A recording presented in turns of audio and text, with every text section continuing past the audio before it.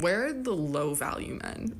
Like, what are all the low value men up to during these trying times? Because the high value men, I know they're around. They won't shut the fuck up. Low value men, I have not heard a word out of. I'm starting to think I'm on their side. I think I want one of those. I want a low value man. They don't make podcasts.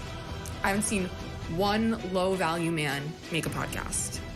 Do they not know how to use microphones? Maybe that's a good thing. That's hot. All right, I've never seen a man use a microphone for good. Until now, everybody buckle up. It's low value mail time with your host, Danny Polishchuk. Okay, scrotes of Earth, of planet Earth, that is. Welcome back to an all-new episode of Low Value Mail. This is episode number 103. Look at us on this April 15th, 2024, the year of our Lord. And joining us today, I'm very excited about this. I'm always very excited, but I'm very excited about this, is we have joining us none other than Greg Carlwood from the Higherside Chats podcast. If you don't know who Greg is, he has been doing this interviews-based show with some of the best guests available across many conspiracy, paranormal, and all-around fringe topics. He's been doing this podcast for 10 years. He's an OG, if you will, and we're gonna have him on very shortly. Gonna ask him some questions, and then, as always, gonna open up the phone lines and give you all the opportunity to ask him some questions, because I'm sure you guys are very smart people. I'm sure you got some great questions. Before anything, please do me a favor, like and subscribe to the channel, the Low Value Mail YouTube channel, if that's where you're watching it. If you're on Rumble, do the same thing. If you're a listener of the show, if you're one of them audio listeners, leave one of the rating things or whatever. You know exactly what it is, right? So, and if you'd like to support the show, you can do so, patreon.com/lowvaluemail, MAIL. For $5 a month, you get all the old ad-free audio of the Bathhouse and Low Value Mail as well. You get both of them, so that's very exciting. You also help me keep the show moving along and pay for this outrageous 800 number that I got conned into getting. But it's fine. I don't blame anybody. And then we're doing an after show tonight. Tonight there will be an after show. And on the after show, you can drop links, and that is another benefit, is you get one of these fancy wrenches. So, anyways, that's it. And as I mentioned, we got an episode of The Bathhouse tomorrow night. I'm very sorry about last week, everybody. It was a total disaster. I went to Dallas, Texas to watch the eclipse. It was awesome. It was so cool. But then there was some bad weather on Tuesday, so then I ended up so there's no Low Value Mail or Bathhouse last week, unfortunately. And there'll be no Low Value Mail next week because I will be heading back to Canada. And if you live anywhere near Hamilton, Ontario, I will be doing shows Friday and Saturday at Levity Comedy Club. So if you want to, if you live nearby, come check out our show. They're going to be super fun. But I won't be back until Tuesday. So there will be an episode of Bathhouse next week. But there will be no Low Value Mail. And I apologize, but this is the nightmare of doing live shows. I assure you, it's way easier to not do live shows. But I don't like doing easy things. I like doing things that are painfully hard. And just that's what it is. So anyways, and you can also catch me on the road coming up. I'll be in Dallas, Minneapolis, Edmonton, Vancouver, and I'm sure some others. Oh, Morris Plains, New Jersey, May 11th. Don't sleep on that. Vince, I don't know if he's here. Vincent, there he is. He's coming. Because Vince, and here's the thing, I'm so cool about this kind of stuff because Vince is, he's always giving away subscriptions, and he messaged me. I go, "You're on the guest list, Vince."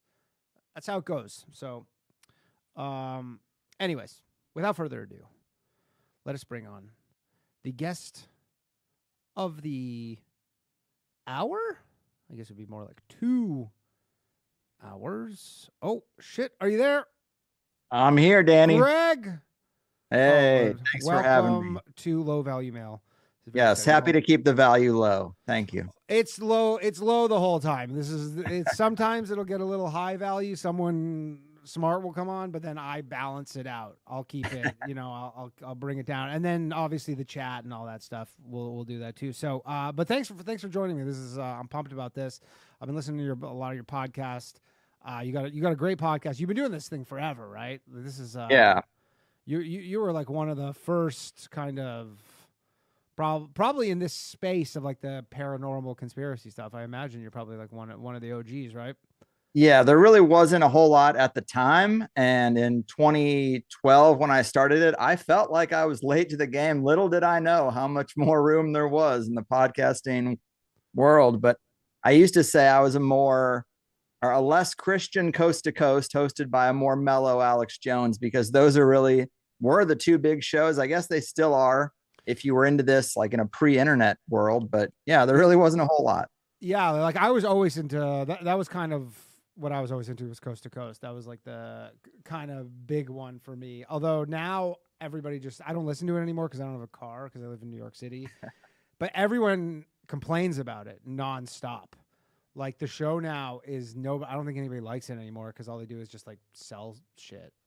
Well, I also think there's more comparison, which there wasn't at the time. You can go back and watch old TV like from the 70s, 80s, and you're like, wow, this is pretty weak, because there was no comparison. You got what was on. But now, the internet opened it up so anyone can do a show and the cream rises to the top, and we're not just stuck with what is on the radio. But I just think they have way too many ads. And with all those ads and being a nightly show, like the reason I'm successful is I read the books of the guests. I do a deep dive on the guests, and I try to bring the best of their work to the table because I've digested it all.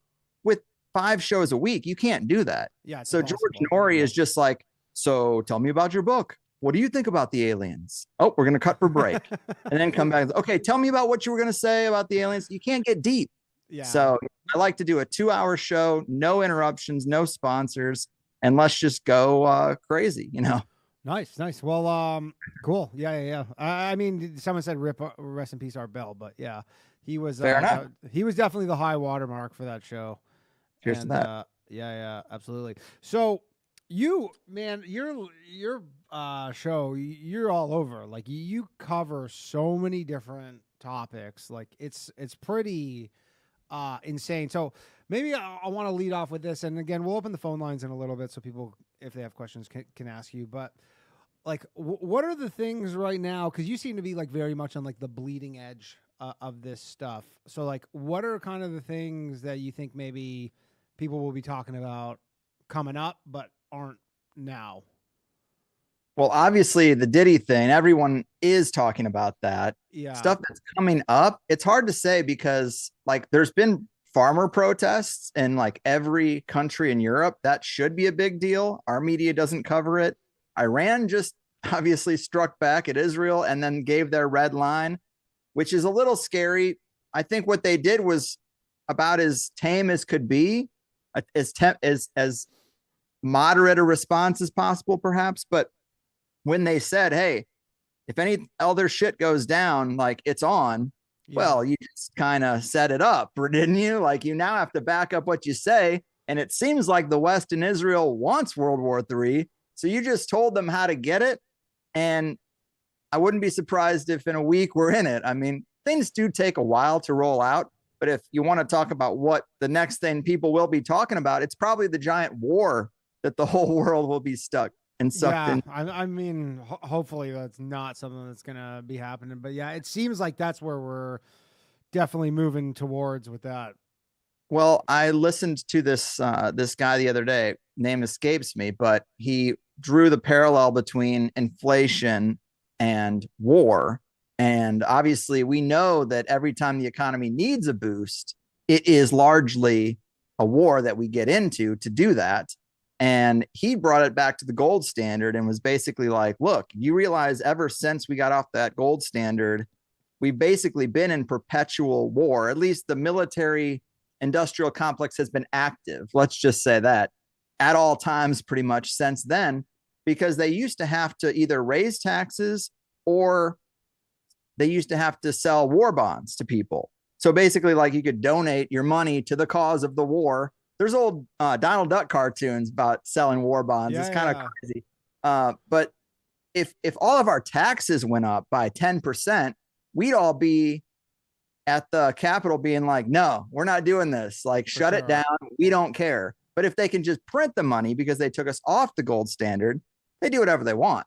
And we're a lot more tolerant of all that too. And they also learned the lesson about don't draft anybody, just let the people sign up.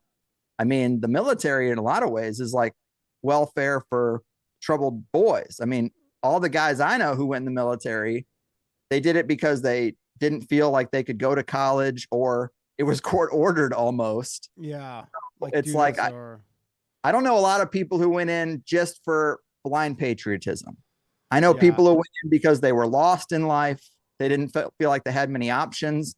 It's a job you really can't get fired from, and they make good money, and you get some benefits for the rest of your life. That feels pretty good to a lot of 18 to 20-year-olds who don't know what the fuck to do. Yeah, I mean, that's a good point. It seems like maybe after 9/11, a bit after 9/11, like, people probably were going to sign up for like a patriotism thing because they're like, my country got attacked. But yeah, now it seems, and I mean, they are struggling to even get people to, recruit for the military. Like, every target, they keep constantly just like, we're like missing the targets and all that shit. So do you have any thoughts on like the border stuff in relation to like what's going on? Like, because I had Sam Tripoli on a while ago, and Sam thought, he's got a lot of thoughts on like, you obviously know Sam, and then but with the migrants and that, they're going to be like rioting and all this stuff. And well, it is hard to know, especially when you have something that is so politically charged as that situation, and the only way I have to view it is through the lens of media, like through the screens. And screens are highly able to be manipulated. So it's not like anything I'm really seeing firsthand. I used to live in San Diego for 13 years. I never thought immigration was a problem. I mean, I know a lot of people who worked in the restaurant industry. It's just part of the thing. And it allows restaurants to exist, basically, because otherwise, with their slim margins, they'd be underwater. So we have aspects of our economy that are kind of dependent on that. But of course, what people are talking about now is different. Like, they're saying people are coming from Venezuela and, way further down than China, Mexico. Like, I mean, well, that too. Yeah. They're saying they're coming.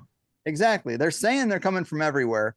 And I've heard multiple theories as to why it could be. The one that I think makes the most logical sense is probably that they're trying to get as much cheap labor in here as possible so that they can bring down the wages of Americans, because they ship the jobs overseas. And then a lot of people didn't have those factory jobs anymore. And the factory workers sleep on the floor and try to jump out of the window, but the net catches them because they hate their life there so much. But how do you bring that back? Well, there is like a bring it back to America movement, but it's like, for companies to even think about that, they got to crush the wages.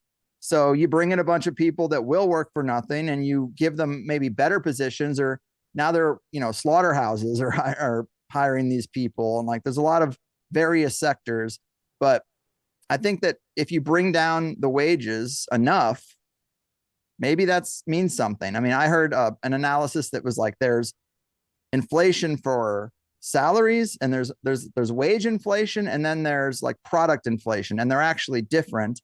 And the banks really want to bring down wages. I mean, obviously a lot of the economic stuff is going to be over my head. It's like wheels within wheels, and it's made to be complex, so we don't know how. It's a pretty complex system. But to me, I mean, that makes a lot of sense. Are there going to be sleeper cells of Muslims ready to riot in the streets? Maybe. I'm open to that. I do believe that the three-letter agencies kind of coax people to do horrible things. I interviewed a guy, Trevor Aronson, in the early days, a decade ago, and he wrote the book, The FBI's Manufactured War on Terror. And he just had story after story of kind of confused, dumb, low IQ kid on the internet that they start talking to, and then they encourage him to go do something terrible. They provide him the weapons that he shouldn't be able to not only get, but afford. Yeah. These people in a lot of these shootings, they got $1,000 The Uvalde one, right? Like, wasn't that the thing? He had like these two like $2,500 guns, and he worked at like Wendy's or some shit. Yeah, teenagers with $5,000 to drop on weaponry. It's so common. But he wrote that book a decade ago, and so when I hear the claims that they're bringing in a lot of people, they're putting them up in hotels, they're giving them a burner phone, they're like, "We'll call you when we need you." I mean, that doesn't surprise me. I can't say it's actually happening, but it doesn't surprise me that it would happen or could be in the mix of things happening. What do you think about it? I mean, obviously, I mean, I have the opinion. I think it's actually.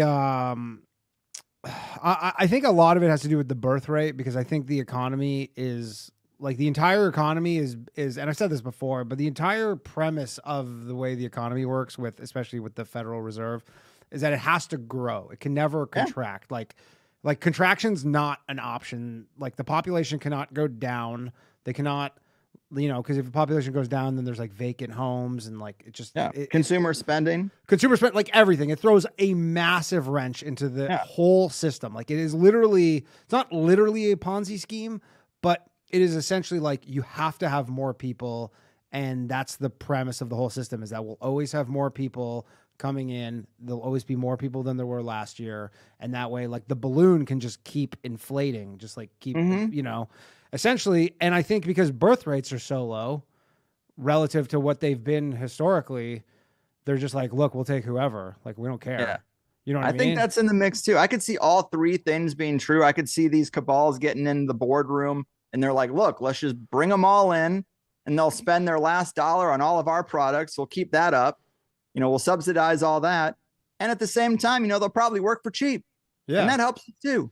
And then maybe some sleeper cells over here to blow shit up when, we need a distraction. Fuck yeah. I hope not on that front. But I mean, at the end of the day, every migrant still needs to go shop at a grocery store and eat and buy toilet paper and, all that When stuff. I was younger, I never understood why it's like, well, a company has to grow 10% every year or it's basically dead. I never really understood that. I just thought, oh, capitalism, I guess it's just as like the greed. But no, it makes total sense when you look at publicly traded companies. Why would anyone invest their money in a company that's making 2% a year when there's one over here making 12? And all the money just rushes to that company and funnels right out of the other one. So yeah, I if I had a company, I would never take it public, because my God, it's just like kind of it's like almost like playing Russian roulette. You'll eventually have to shoot yourself in the head. Yeah, unless you're like some massive company. And I mean, imagine if the population started contracting in the country, and then everyone who's essentially like most people's wealth is tied to their ownership of their homes. So it's like, imagine just every year your home just becomes slightly less valuable. Like it would be a nightmare for the country overall. Like it's true. Yeah, we're in trouble. Yeah, probably. So I want to talk about, because I know you're into this, and this is kind of something that I've had some callers talk about this before, and but I've never had really anybody explain it that well. But I know that you're into this. Is Hollow Earth, right? Because I know I was listening, like you have some Hollow Earth maps and stuff. Like right, if you subscribe to like the premium Higherside Chats or whatever, you get access to some of the stuff. And so I'm interested in this. So. Obviously, I guess the premise is that the Earth it's not like completely hollow, is it? It's just like kind of. There's different ways to look at it. Give me the breakdown here, because I've read about it kind of, casually, but. I mean, it is self-explanatory that the theory is that the Earth is hollow, but there are different interpretations of that. But the broad strokes is just that the surface area of the Earth is like 0.00001% of its total matter. Right. And if you look at anything nature produces, the most interesting part is rarely the surface. An orange, an apple, I mean, all the fruits that it makes. And then you look at geodes, which are the only round rocks. You crack them open, a lot of them are hollow. So you talk to esotericists who get into sacred geometry and the phi ratio and the real effects of vortex and spin and just how nature operates. Like nature has its own kind of code that it works with. And they make the case that if the Earth is spinning like we're told it's spinning, it should create a hollow cavity inside. You know that ride at the amusement park when you were a kid where you stand on the wall? Maybe. You stand on the wall and it goes, and you lift your legs up and you can't pull your head off the wall. That's a force pushing things out from the middle. So it creates a cavity. So some people do think the inner Earth is hollow. And basically the reason why it excites me is it's the idea of unexplored land. It's the idea of there being more to this world than we see on the surface. You are standing in front of the Northern Lights, and that's a big part of it too. Some people think there's an people can't see that. My background on Zoom is different than but yeah, my Zoom background is Northern Lights. Fair. Because for a second there I was like, Northern Lights. I go, oh yeah. Well, the Northern Lights is some say a reflection from the inner sun. Some think there's just an inner like a bioluminescence that lights the inside of the Earth. And when you see the Aurora Borealis, you're looking at that reflected off from the polar opening. Because the theory is that the two poles are openings. When you get into the middle of Antarctica, there would be like a 6 by 6 mile circular opening that you could go inside, and there would be land inside the Earth and gravity on the inside wall of the Earth. And it gets more interesting the more you look at it. Richard Byrd, Admiral Byrd, this is like the 101 stuff. Everybody knows this, but he went on a mission to Antarctica. And then he, on his way back, stopped off at Argentina or Chile and gave an interview on the radio. I think it's televised, but he basically said, hey, we went down there, we encountered something, we saw Greenland, and we looked down, having flown where no one's really ever flown, and we saw land down there. And we also saw UFOs. We saw crafts that chased us out, and America is going to have to get ready to be able to defend itself against crafts that can go pole to pole without refueling. That is what a admiral in the Navy said when he went down there. So you add like little threads together, you're like, man, maybe it is possible. The Hopi Indians have a story that they were taken underground by the ant people before the last cataclysm. So some of the people are just interested in inner Earth, the idea that there are vast cavern systems inside the Earth, which is true. And Darren Kuru, that's a place people can look up. It's like a big, think of like the way an ant farm looks, but for people. And it's down inside the Earth. It's like, who built that? It's like a megalithic site. You would put it in that category, like something old. And we don't know who built it. So just the idea that there's a lot of activity inside the Earth is interesting to me, because where else can we go? But it gets crazier and crazier. Yeah, it gets wilder. The more you want to look at it, you can take it to pretty wild extremes. Maybe the aliens come from inside the Earth, not from outside. Sure. That's the theory. Which seems I'm into it. As possible as other theories, I suppose. How long has the Hollow Earth theory existed? Like, is it forever. Forever? Yeah, well, Jules Verne, he wrote Journey to the Center of the Earth. Right. That's the thing with some of this old fiction. People think that it was more than just fiction. People think that these are people connected to secret societies using hidden truths to create compelling fiction, and that's what they're seeding things in stories. I mean, this still goes on today. It is something that actually does happen, but is that a true example of it? Who's to say? But Edgar Allan Poe has a couple stories talking about the inner Earth. H.P. Lovecraft talked about the old ones being imprisoned inside the Earth. That's basically the Book of Enoch. I mean, if you want to say the Book of Enoch is a Hollow Earth story, then it's biblical. It's as old as the Bible. So it's been around. Yeah. That was definitely one that I hadn't heard of. What about Bing Predictive Media? This is Predictive Media for sure. Somewhat similar to what I was just saying, that sometimes they seed fiction in sometimes they seed truths as fiction in media. But Predictive Media, a great example is there was a book written by some military guy about the Titanic. It was called The Titan. He wrote a book about, hey, there's this giant unsinkable ship that's these exact dimensions, and it hits an iceberg and a lot of people die, yada, yada. Basically wrote that as a fictional novel. And then it happened with the Titanic just a few years later. 9/11 is obviously the major example. There's so many references to planes hitting the Twin Towers before it happened. It's pretty insane. Neo's passport in the Matrix expires on September 11th, 2001. That's one of the craziest things. Like, it is. It's so crazy because of the movie's subject matter and the specific date and the fact that it is his passport to like the false reality world. And that's when the Patriot Act happened. And a lot of people look back at that and they say that is when our world changed because of the surveillance state and the kind of digitization of everything. You still can't keep your shoes on in an airport. I mean, how many years has it been? You'll never be able to put them back on. Right. Or keep them on the entire time, I guess. But yeah, that was super interesting. Do you have any thoughts on that Civil War? Because they have like that Civil War movie is coming out right now. Yeah. Literally. Yeah. Like I think it's out in theaters as we speak.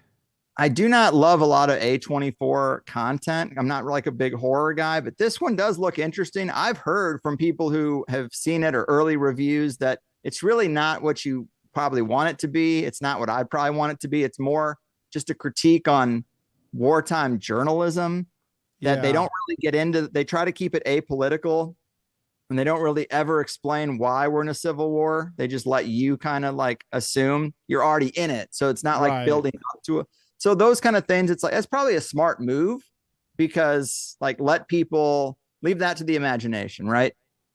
There's that one actor who was in Fargo and a few other things. The one with the heart. Jesse Plemons, who's just like in literally every movie that comes out for some reason.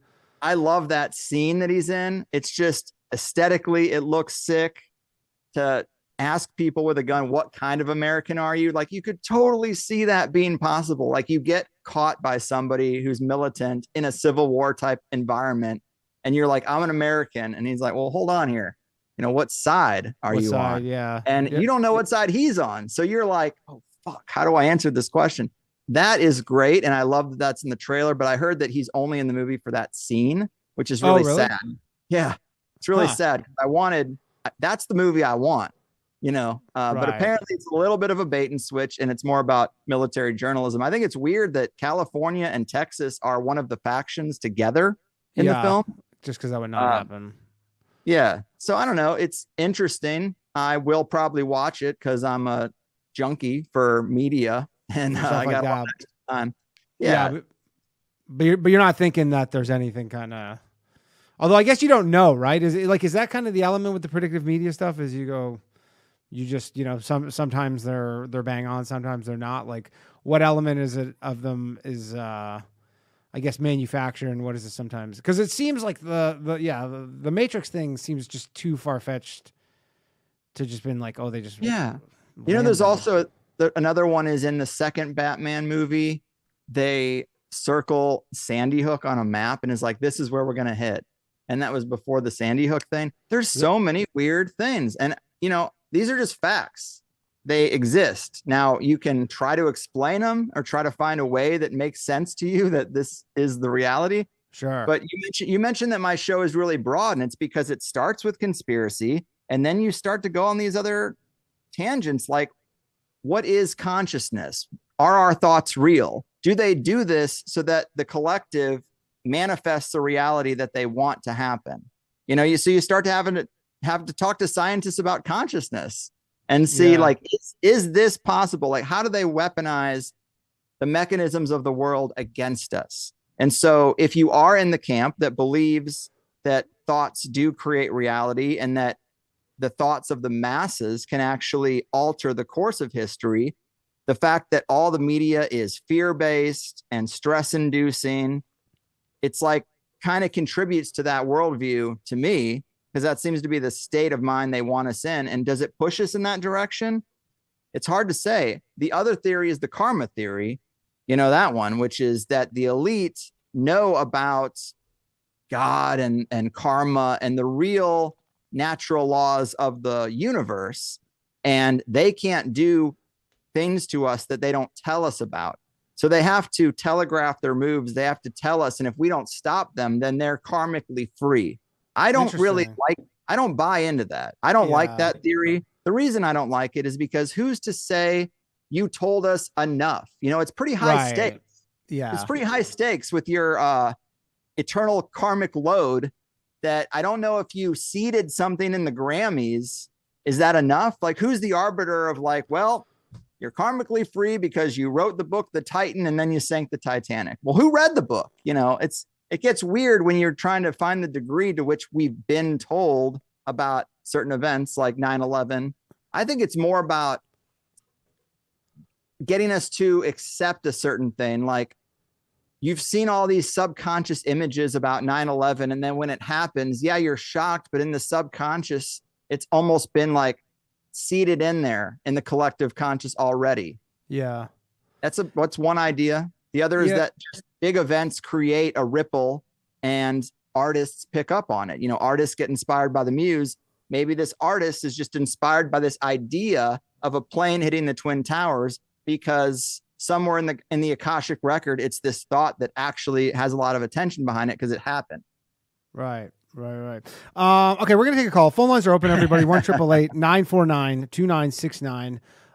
Don't forget now that Mark, our lovely producer, will be manning the phones, and you'll be put in a queue. So it's actually the best system, and I'm very happy to have it. So let's bring on Rafe here, and we shall continue because there's a couple other things I want to talk to you about, but Rafe. Hold on a second. Hold on. Oops. What have I done here? Got his hand raised. Oh, are we going to see Rafe? I don't know how to. Why does it ask me to raise that? No, it just ask. Don't put your hand down. It just says ask to unmute. Sorry. We're trying to figure out this new system here. This wasn't an issue. Rafe, don't put your goddamn hand up. I don't know what's going on here. I'm sorry. I don't. Normally when you just ask to unmute, let's try the next. Dead air, Danny. This is dead air.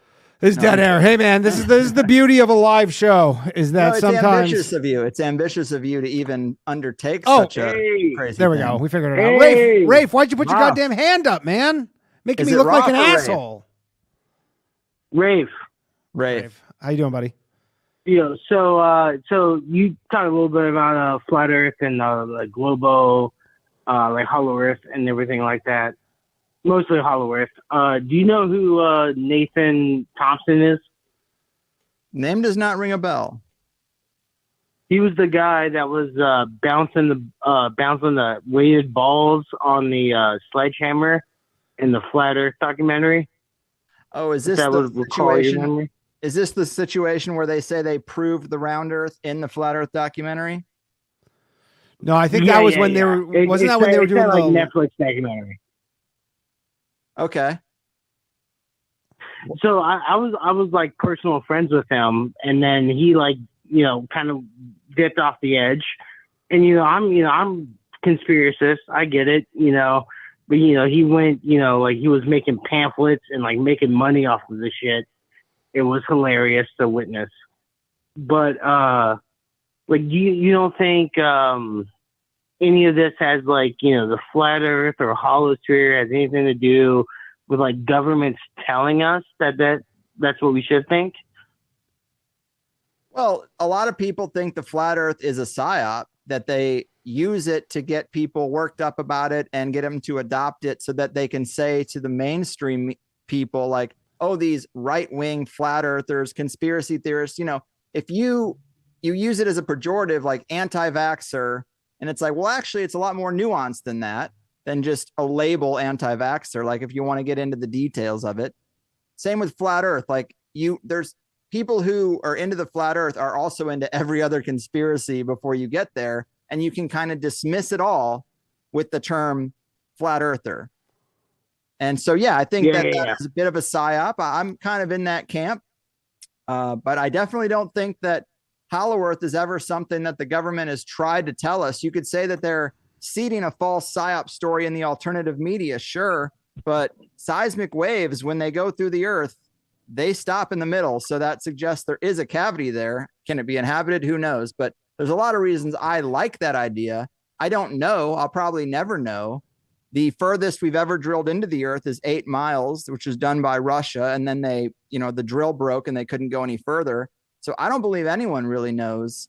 And there's a lot of questions about what's going on in this system. And I think flat earthers have a few really, really good points that are compelling.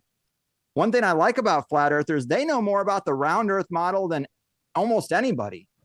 And it's so funny. Yeah, that's true. That's very true. That's very true. People will say, "Oh, you're so fucking stupid." Like, I was like, "This is what you know." So when I was talking to this dude that was in the Netflix documentary, when I saw him on my I was like watching Netflix with my girlfriend. I was like, "Oh, a flat Earth documentary." You remember that guy we used to talk to? And then we fucking saw him in the fucking documentary. And we were like, what the I imagine fuck? at the upper levels, that's a pretty small scene. Like, I imagine like it's actually like at the, you know, the top of the flat earth hierarchy of people is probably like pretty. Oh no, he was the owner of the, it was called the official flat earth group of Facebook. Oh, there you go. Or something like that. Yeah, and there was like 200 or 300,000 people in there. And it was like, I joined it when I was smoking weed with the dude and like selling him like rare sour beers and shit. And cool. He was like normal. And then like a couple years later, I ran into him again, and it was like he was just off the rails. Yeah, Greg, yeah, hold on a second, Rafe. Greg, I got a question because you've been doing your podcast for 10 years. When you started, was there any discussion of flat Earth? Because I feel like flat Earth came up like in the maybe like just before COVID is where it entered. I was doing this in like 2012. Okay. Well, I was talking to this guy. I was at the Comic-Con in 2012 when I ran into him. This was like a year before he was still talking about all this shit. But as a subject in the subculture, it is kind of new. And that's the thing. Like when I started the show, I was into like the craziest level 11 conspiracy stuff. The elite are shapeshifters. They take their orders from demons. I think there's a lot of interesting points to be made about that stuff. So there was nobody further out than me at the time. And then Q happened, and then Flat Earth happened. And I started to be like, whoa, there's people wilder than me out here. And that was for real. So because I was only like 16 or 17, and I was like, yeah, I get it. Like 9/11 might have been a little shady. The whole war on drugs and Vietnam. I was looking at all that stuff, but then he brought this up and was like bringing up all this like points, and I was like, you're kind of making sense. But then, like, he got so deep into it, it was like, yo. I want to almost say it was Kyrie Irving was the one who almost gave it a huge push because he did an interview where he basically, and he afterwards. What year was that? I want to say like 2019, where Kyrie Irving was talking about how he believed. Yeah, it was too recent. There was something else that was like big flat Earth news. The real it was the fucking documentary my buddy was in. For sure. The real catalyst was Eric Dubay. Eric Dubay came out of nowhere and he made 3 really compelling pieces. One of them was 50 proofs the Earth is not flat, or the Earth is not round. And even if you think he's crazy, he has 50 pretty damn good points that make you think about the environment we're in. Maybe you only think 20 are good. That's still a lot. That's still 20 points where you're like, I wonder if this guy's got some. So those were seen by millions of people, and I interviewed him. Other shows interviewed him. I'm not taking any credit for that, but I'm saying when I'm watching what's going on and I see this guy with millions of views on a flat Earth channel, and he lives outside of the country, kind of came out of nowhere, just like uploaded this media. I consider to be the grandfather of the modern flat Earth movement for sure. And what year was this? I mean, this was probably 2017. 2018. You know what I'm starting to think about this is 2015, and this might not be true or just whatever, a theory, but 2015 is when Trump basically was like, media's full of shit on everything. And then I think people are like, okay, so then what else is a lie? And then people started becoming maybe more open to potentially just other. I'm just spitballing right here, so I don't know, but because so much shit changed at that exact point. Yes. And the real thing about flat Earth is that it brings you like flat earthers get brought right back to God, because if the earth is flat, space isn't real, and we're in this snow globe with a firmament on top, this is a playground environment created by God. It's no longer one of many planets in a meaningless, endless universe. So it basically, if you adopt that view of flat earth, you also adopt the view that like God did create this place for people. And that is why a lot of people get passionate about it, because they think the elite are Satanists who invert everything to keep us from acknowledging God and the beauty of nature and all this stuff. So that's why they get passionate, because the people I know who are flat earthers were atheists before they went down this rabbit hole. And now they're like, no, God is real. This is clearly his place. And Interesting. it's a big part of it that people don't really think about immediately. But the flat earthers do know the round model better, because you know, so many people be like, flat earth is dumb. And you say, okay, well, if you're so in love and convinced with the round earth model, how big around is the earth? It's actually 24,000 miles. So how much should you be able to see at that rate of curvature? The answer, 3 miles. You can stand on the other side of Lake Michigan and see the city of Chicago with a zoomed in lens. That's 60 miles. The city of Chicago should be well below the curvature. So what's that about? And there's many examples like that. Lighthouses they used to use. Lighthouses are seen from miles and miles out into the ocean. They should be below the curvature if they're any further than 3 miles. Yeah. You know, so there are questions to be asked, because a lot of things about the conventional model do not add up. And the people who think flat earth are dumb, they don't even know these things. So I just think that's interesting. Everyone's so quick to be like anti-vaxxer, flat earther, dismiss them, label them, QAnon, alt-right. You know, it's really easy to use terms to dismiss people. Get into the fucking information, get into the arguments. What do you know about it? Probably not much if you're using those usually not too much. I was thinking during, thanks, Rafe. By the way, I'm going to let you go, Rafe, but thanks, man. I was thinking during the eclipse that the eclipse was one where I'm like, with the flat earthers, especially because you're like, the eclipse looks different from wherever you are. And some people, you know, they have some small sliver, and some people are like full totality. And I was curious how the flat earthers would explain something like that. But well, I'm sure they would have it. One, but to play devil's advocate, they do have a model. They do have a model that supports that. The Earth, or the moon, and the sun are attached to the firmament in some regard. And when you see them dip below the horizon, they're really just going beyond the vanishing point. If you remember in grade school, drawing roads that would have a vanishing point, they're just going over that.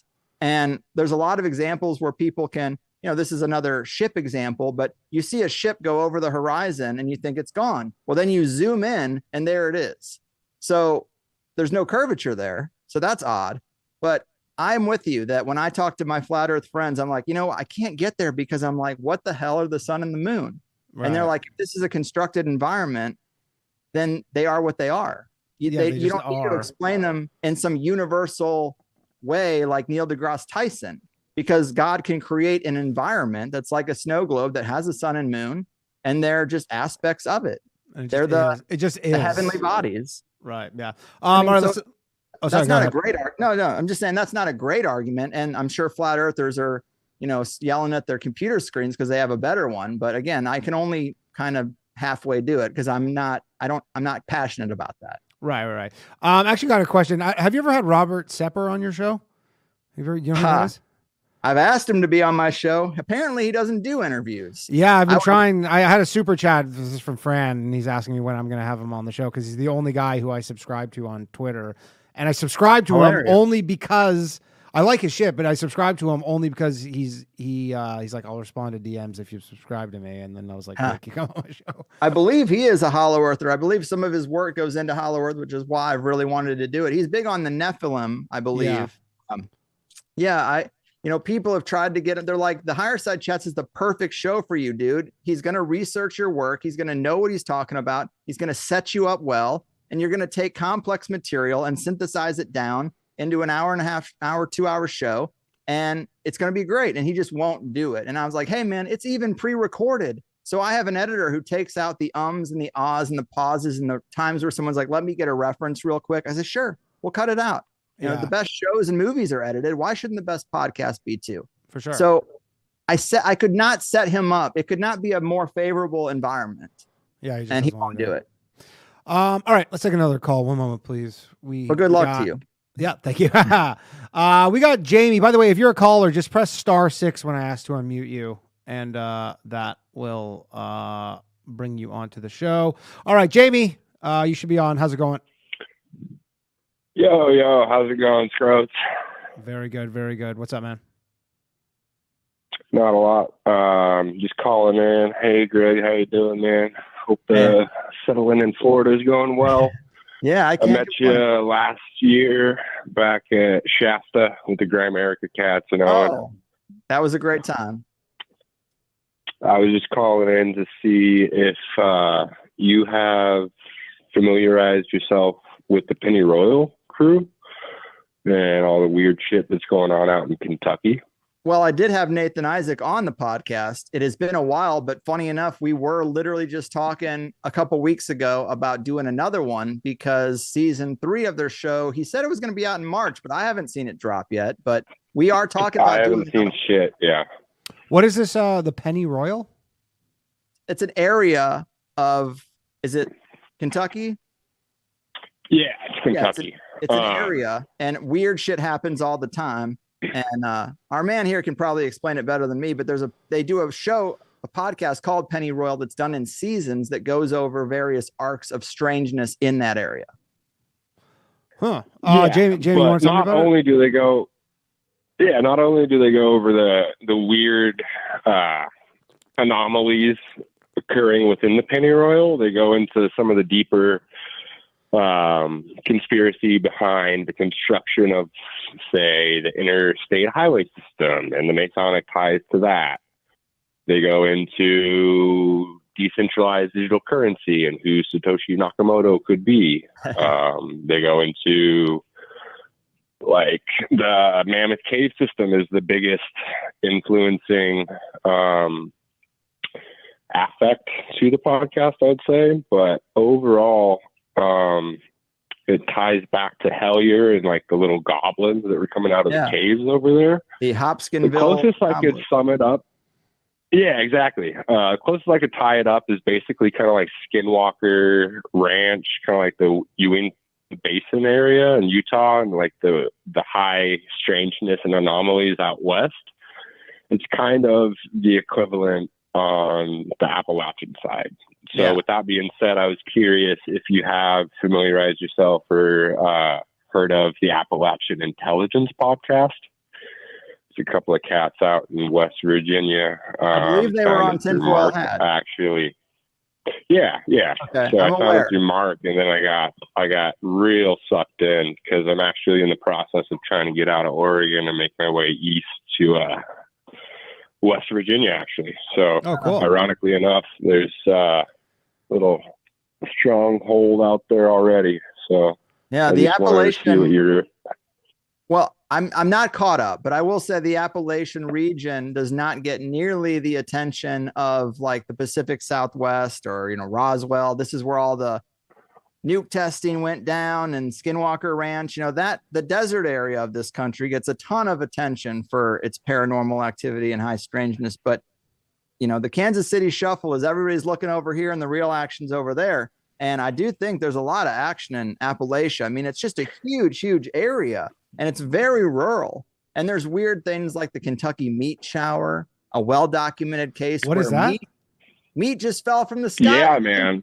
What? Yeah, dude. The Fortean mysteries. Like in what form? Fucking globs of wrapped in saran carne, wrap. Man. Just raining carne. No, I'm kidding. Not wrapped in saran wrap, but just chunks of flesh rained from the sky. The Kentucky meat shower.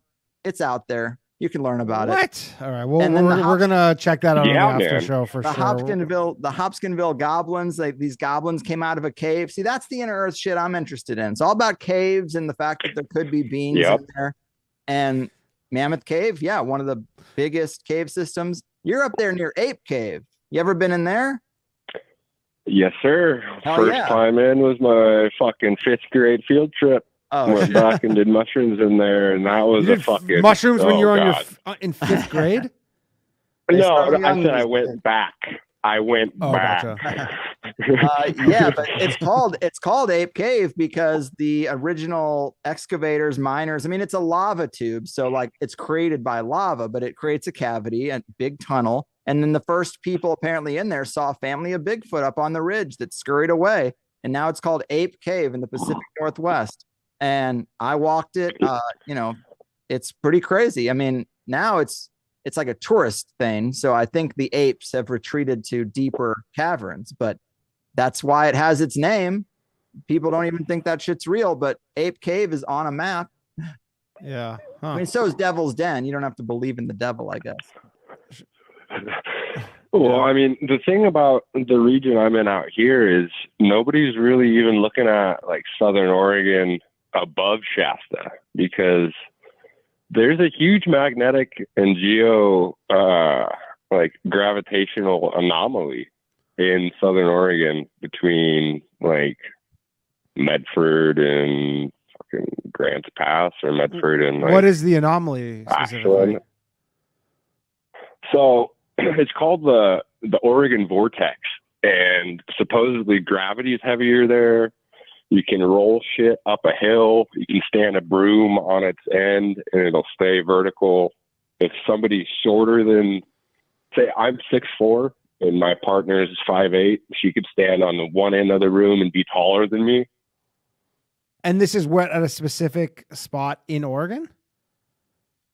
Yeah, this is like a well-known tourist trap in Southern Oregon. Talking about the mystery spot. Down in the Oregon Cave. The bumper stickers everywhere in the West. I've been to the mystery spot. Yeah, I've been there. That is pretty crazy. There's some weird stuff there. It's not like, because there's, near where I grew up, there's a thing called like a magnetic hill, which is essentially you're going down a hill, like it's like a slight grade, but because the way the landscape looks, it looks like you're going up. So you basically park your car, you put it in neutral, and it appears as if you're rolling up a hill. Like if you're sitting in the car, you're like, I'm rolling up a hill. Same kind of tip. Yeah, but it's essentially just like an optical illusion. Right. I was just gonna say some of that's optical illusion. When you go to the mystery spot, some of the things, the way they're set up, it's like, is this some David Blaine bullshit or is this real? And it is kind of hard to tell, but I think that the premise is that they set some of these demonstrations up because it is weird and it was established to be weird. So to show that it's weird, you have a washer on a string that moves in strange ways and all these things. Yeah, I mean, I think there are ley lines and nodal points on the Earth grid that are definitely anomalous and different. The Dragon's Triangle, the Bermuda Triangle, the Canadian Bermuda Triangle. I've heard there's one up there. There's a Canadian Bermuda Triangle? Believe so. Yeah, the Alaskan Triangle. It's like maybe that's what it's called. Oh, okay. Yeah, it's like basically eastern Alaska tying into like the northern territories. Northwest territories or whatever. That's another one of those things. You mentioned well, that's the thing, the compass. Another thing that the flat earthers say is like, well, the magnetic mountain, but why does a compass in the southern hemisphere still point north? You know, isn't the Earth, if the Earth is round, aren't the magnetic fields at both poles? Shouldn't it go to the pole it's most attracted to? But in the flat Earth model, the middle of the Earth, the North Pole is a giant magnetic mountain, Mount Meru. Bunch of Norse legends about that. And the outer ring is Antarctica. It's ice all the way around like a dartboard. So if you had a compass in that scenario and it always pointed to that mountain, that makes sense. No matter where it points to the bullseye. But it doesn't really make sense around Earth that a piece of metal, because compasses, they're just metal that's kind of like free floating in there. That's the subtle effect of the North Pole draws its attention. That's odd. I asked my flat Earth buddy I'm drinking, I'm smoking, I'm in it now. Yeah, but I asked my buddy, I'm like, how come right there with you? How come the toilets in Australia spin the other way? Everyone talks about that. Look it up. That's a myth. That's actually just the design of toilets. They can spin clockwise or counterclockwise based on just how they're designed and how the water is angled to shoot out. That's the design. Yeah, because the water just you can out of vortex it the way it's aimed, just like any fountain. Yeah, You It's can vortex aimed, water however you want. Just right. It's exactly. made It to just clean the depends on bowl. where the entrances are. So they shoot it around in a vortex to clean the bowl. Yeah. But Does they a just do better it from job sometimes than the other others. side. Yeah, so it really has nothing to do with gravity. That's just some Neil deGrasse Tyson, Bill Nye the Science Guy bullshit. It's not real. Interesting. Anything else, caller? No, man. Thanks so much. Or actually, yeah, Greg. Yeah. I had one question about an old interview you did probably about 2 or 3 years back with an ex-CIA spook that was talking about frequencies. He was actually an Oregonian, if I remember correctly, living down near the anomaly. He was talking about different frequencies to induce pain relief, different frequencies to induce like psychedelic effects per se. Well, when you say CIA spook, I think of Steele. Is it Robert David Steele? I believe that's his name that he goes by. That's the spookiest guy I think I've interviewed. The most CIA. He's an ex-CIA. It's in his bio, so it's no secret. But he got really into the Trump stuff, and I can't really remember what our interview was about because it was so many years ago. And these are like book reports. I study. I do the thing, and then I just forget about it. Yeah, and there's a wipe. Exactly. Yeah. But I mean, I believe in frequencies. Sweat. I believe frequencies are very impactful on our health and wellness and mind and all kinds of things. Yeah. All right. Thanks, caller. He was basically just saying that he could emulate all of the effects of any drug or any pharmaceutical based on frequency. Just based on frequency? I believe it. Yeah, just based on frequency. And how do you create the frequency? Exactly my question, brother.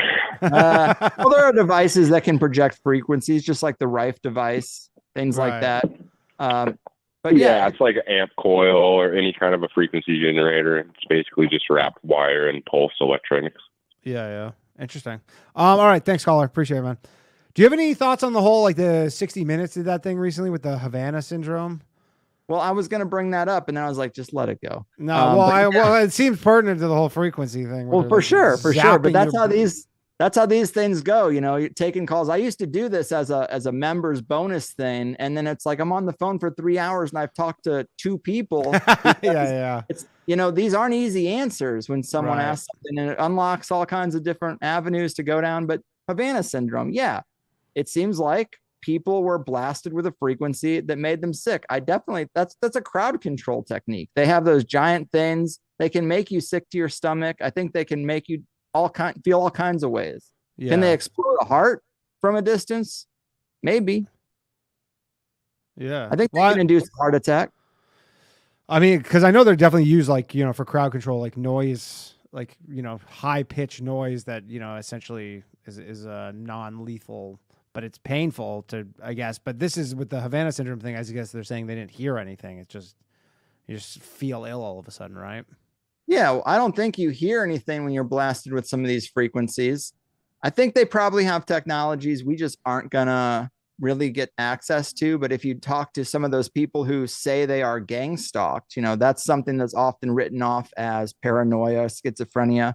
But you'll find people that say, no, there are cars parked outside my house. They have no license plates. They blast me with frequencies. My TV comes on and off. Weird things happen in my house. Government's fucking with me. I believe it's possible that they field test things and they pick random people to field test on to drive crazy to induce a paranoid state. Robert Guthrie wrote a book, Camelio.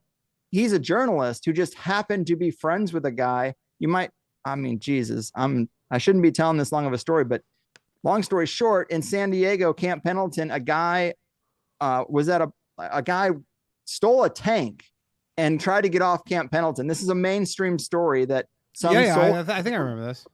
Okay. So that guy ended up going to a party. It's kind of like a flop house, like a drug house party, like place that's always kind of a party in Pacific Beach.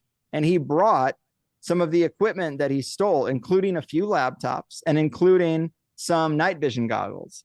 So he was kind of playing around with this stuff. Well, they found him, obviously, And another guy who was at that party started getting harassed, and he started feeling like that there were people touching him when he's sitting on his couch, but they're invisible, they're cloaked, but they're like touching him and shit, and they're fucking with him, and he can hear them talking. And he just happened, this guy, his story would have gone nowhere. He just happened to be high school friends with a respectable journalist who took all of his stories and wrote a book called Cameleo. And I lived in Pacific Beach at the time, so I was interested in the set and setting and everything. But if you could see how the military would just be like, okay, there's a new target. There's a new target to test our bullshit on, because fuck that guy for fucking with our night vision goggles, and even being in the same room with that other asshole. Like, you just get yourself on the radar, and now they're harassing you, trying to drive you nuts. And you're calling your journalist friend, and he writes a book about it, and more people know the story, when normally it would just fall. Crazy. All right, let's take another caller. One moment, please.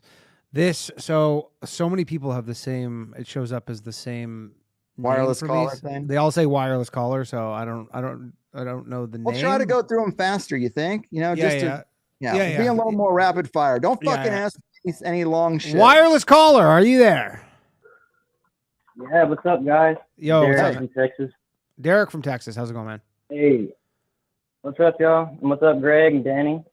Hey. I just wanted to kind of pick your brain, Greg, about essentially Bigfoot and other cryptids, I guess, and also like the connection between the fifth state of matter and ball lightning, or plasma, the fifth state of matter and ball lightning. What you might think about that.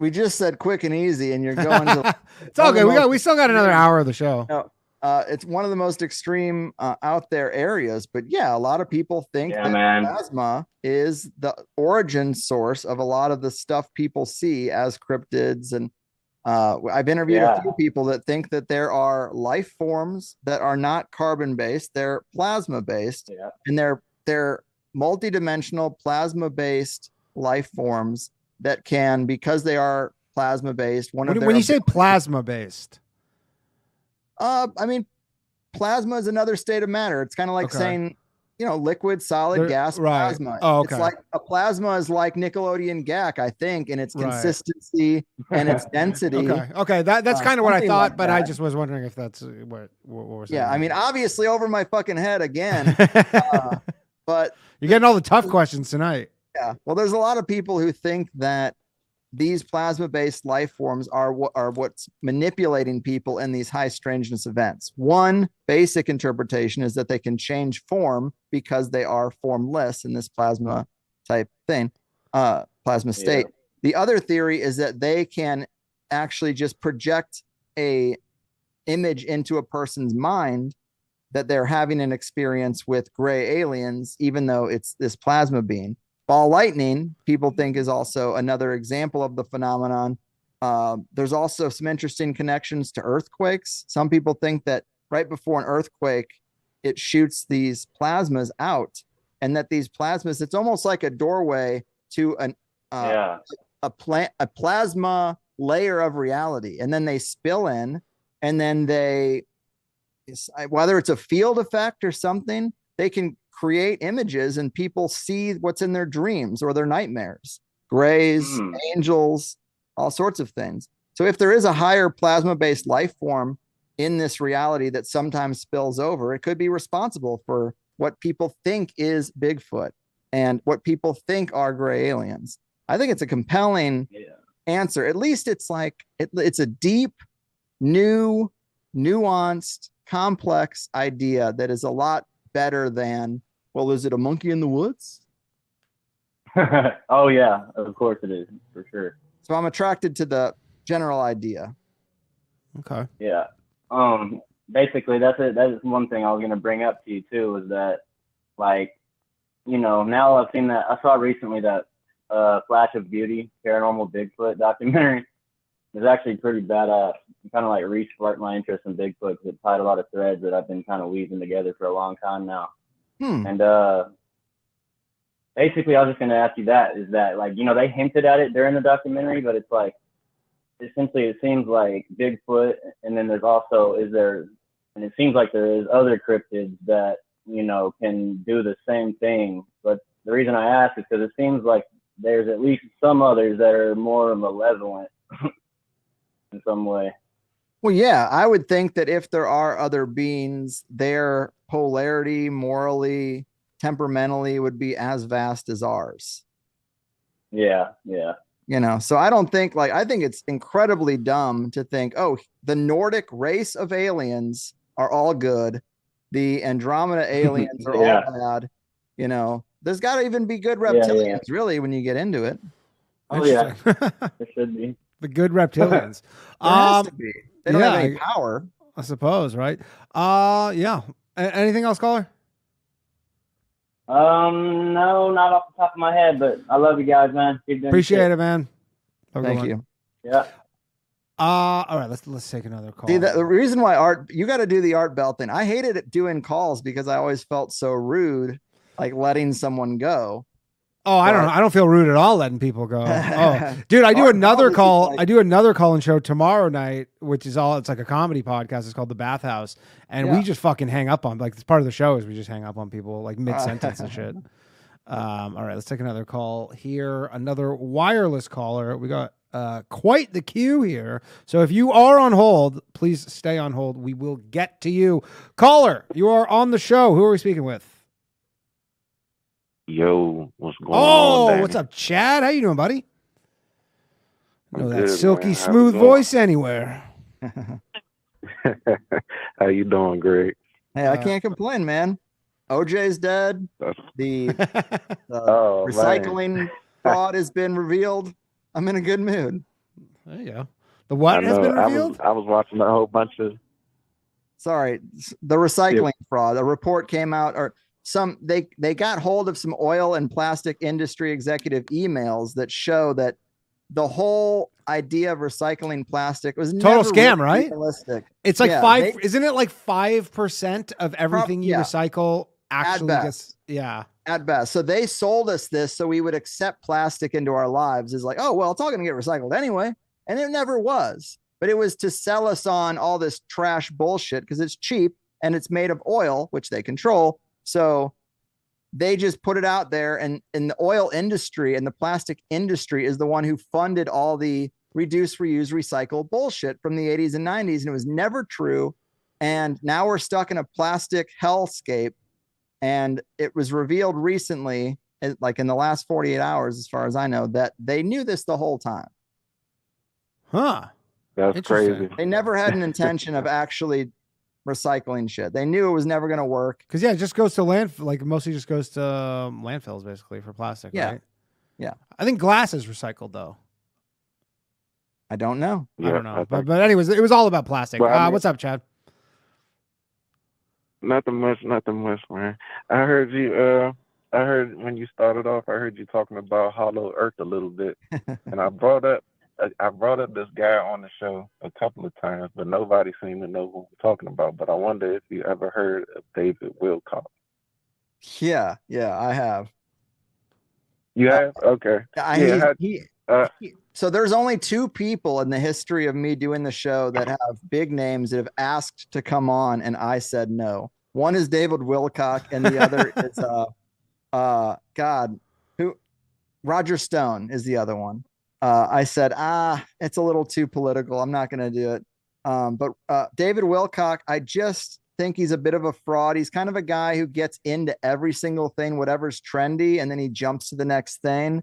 And I'm not a big fan. That's not to say that everything he's talked about is bullshit, because like I say, he jumps from trend to trend. So I don't like him personally, but he, for a while, talked about the Hollow Earth, and that was part of the Corey Good stuff, which for people who don't know, there's a segment of whistleblowers who all claim that they were taken into this secret government program, an off-world secret space project thing, and they go by the 20 and back group because they say that they were sent here, used as labor, and then regressed back 20 years and put back into their bodies. What? Yes. So I think it's kind of stupid, because you would just kill those people, or you would just leave them to rot on the platform. Like, you wouldn't return them to their former state I just don't. I think it's silliness. And so David Wilcock, he is a huge proponent and advertiser of those guys. He presents those guys, and that's where I get off. That's again one of those things that when I started, nothing was too crazy, and then I started to be like, this is a little bit much, and I don't want my show to be like just conspiracies for the sake of like any wild thing that has no merit whatsoever. I want us to be able to build a good case for something. And so that's why I don't love David Wilcock. Sorry for the long rant. Sure. No. I think, no, you know what? It's crazy because, like I said, I done brought him up on the show so many times. Like, I'm so glad that you actually know who I'm talking about. Because I used to follow this guy a lot. I mean, he has a website or whatever, and he writes these very long, like articles or whatever. And I used to read like all of them. But then, like, he was talking about, and this was way before the Hollow Earth stuff he was talking about. He used to be talking about December the 21st, 2012. Mm-hmm. And he was talking what was that, about the Mayan for like thing? 2 or 3 years. Yeah. Yeah, the end of the Mayan calendar. And he was convinced. He said, no, we're about to usher, like, we're going into this new age where we'll be able to, like, manipulate physical matter and all this type of stuff. Right. But, and then the day passed, and then it was kind of like, I was kind of like waiting to see, like, all right, what happened? Like, as far as he was concerned, but he was just pretty much like it. Well, he was like, it already happened. I was like, what?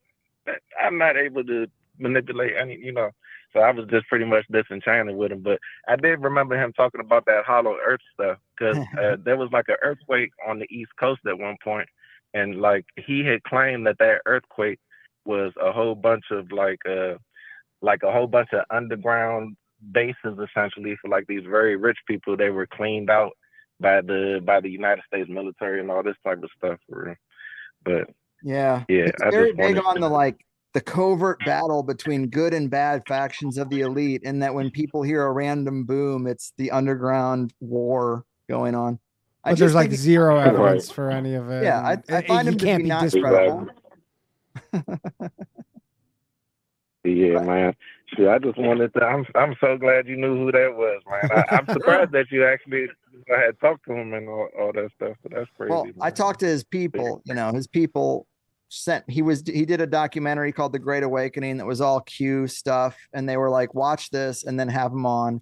And I watched it and I was like, man, I just can't in good conscience, because I like to. It's like inviting someone into your home. I want to be a good guest. I want to be a good host. I want to treat my guests well. I don't really want to bring someone on just to say, I think you're just full of shit, man. Right, what do you have to say about that? Yeah. Right. Oh, man, you should have been here when Flat Earth Dave was here. Yeah, we had Flat Earth Dave on here. Oh, okay. It was a good time. It was a good time. He gets riled up. All right, Chad, anything else?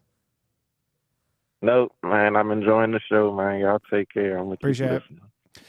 Chad, turn up, everybody. I get a message literally once a week about the music for this show. It's the outro and the intro for the Bathhouse. Go check up Chad Turn Up on YouTube. The song is called Light Switch. All right, let's take another call here. One moment, please. And again, if it hits Ask Unmute, just hit *6, and then you'll be on the show. All right, caller, you are on the show. Who am I speaking with? Hey, this is Andy. Andy, how's it going, man? Hey, what's going on? Listen, I wanted to talk to you guys about what we do with the people that bought into the COVID shit, but I heard you just right now talking about the Q shit, and I don't know, man. I think I went along with it in the beginning, and my close friends kind of give me shit about or that. with COVID? Yes.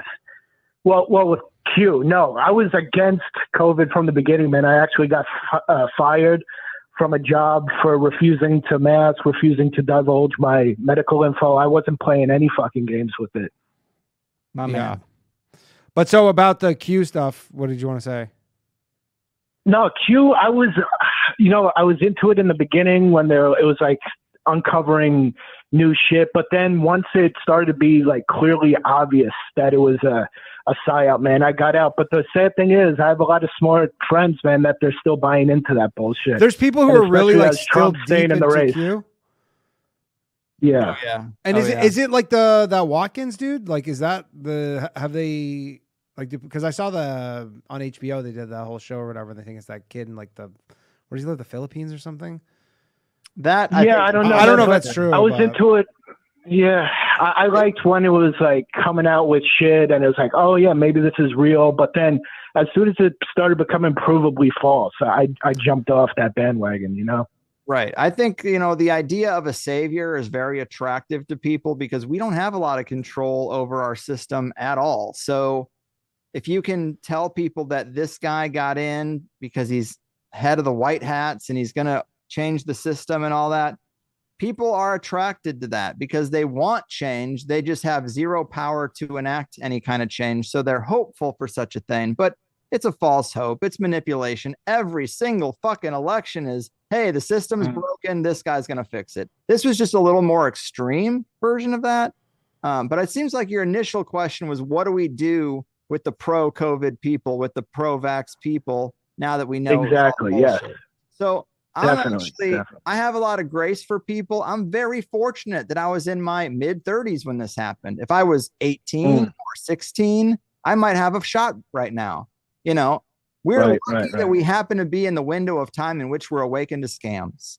Not everyone. Now, people older than us, yeah, they should have figured it out because they've got all our experience plus more. But it's just a tricky thing. Like, people get fooled. I can't say I've never been fooled. From my perspective, some of this was very obvious, but from other people's perspective, it wasn't obvious. And things that I had a harder time figuring out were probably obvious to them. I think if you're a boomer and you really trust this system in any regard after everything you've seen, you're probably you're just fucked. Yeah. But that's why they gave the shot. Yeah, some of the Q stuff though near the end was getting nutty when they were like JFK or what was it? John Jr. was coming back. He's gonna come back to life. No, it was JFK Jr. Oh yeah, whatever was coming back, and he was gonna be. And Robert F. Kennedy Jr.'s father was still alive, and he was part of the thing. Shit. But it was gonna be Trump's running mate. Yeah, it's just so silly because. The whole premise is like, so the bad guys in the government, they never just kill anyone. They just pretend to kill them, and then they let them hang out in a bunker until they need them for like some big event for 30 years later or some shit. Like he died in the 90s. Yeah, I think the crux of Q is that people are attracted to a savior narrative. If it's not Jesus, it's Trump. You can make a savior out of anything if you can make a compelling case, and some people will be attracted to it. We all want to be saved and we want our system to be fixed. We want to nudge towards utopia, but sadly, no one's coming to save us. It's also an alien narrative. People think the Galactic Council of Light is just right up there looking out for us. They're going to let it get bad, but not too bad. And before it gets too bad, they're going to step in and we're all going to ascend to the fifth dimension. It's just all the same shit, really. It hits the same beats, Yeah. And I don't like savior narratives. I try to keep that out of the show. Interesting. All right. Thanks, caller. Appreciate it, man. Appreciate it. All right. Let's take another call here. 1 moment, please. I believe. Hello. It's good. Hey, what's up? Who are we speaking with? My name is Liam. Liam, how's it going, man? So I did a birth check, and I found out that I knew I was Polish. I wasn't sure if I was Jewish Polish. So it turns out I'm a Polish cuck. Like myself. I thought I was Jewish. So I really got into the Jewish religion for about 2 years. Okay. And these people want to talk about psyops.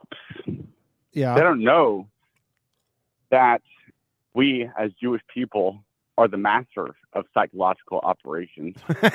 And I only divulge this because we have to, because we get karmic retribution taken off of us. See, I knew it. So we got to tell the goy what we're doing. So here we go. So goy. What do we got here, man? You can doing. We're gonna have you talk about flat Earth and hollow Earth.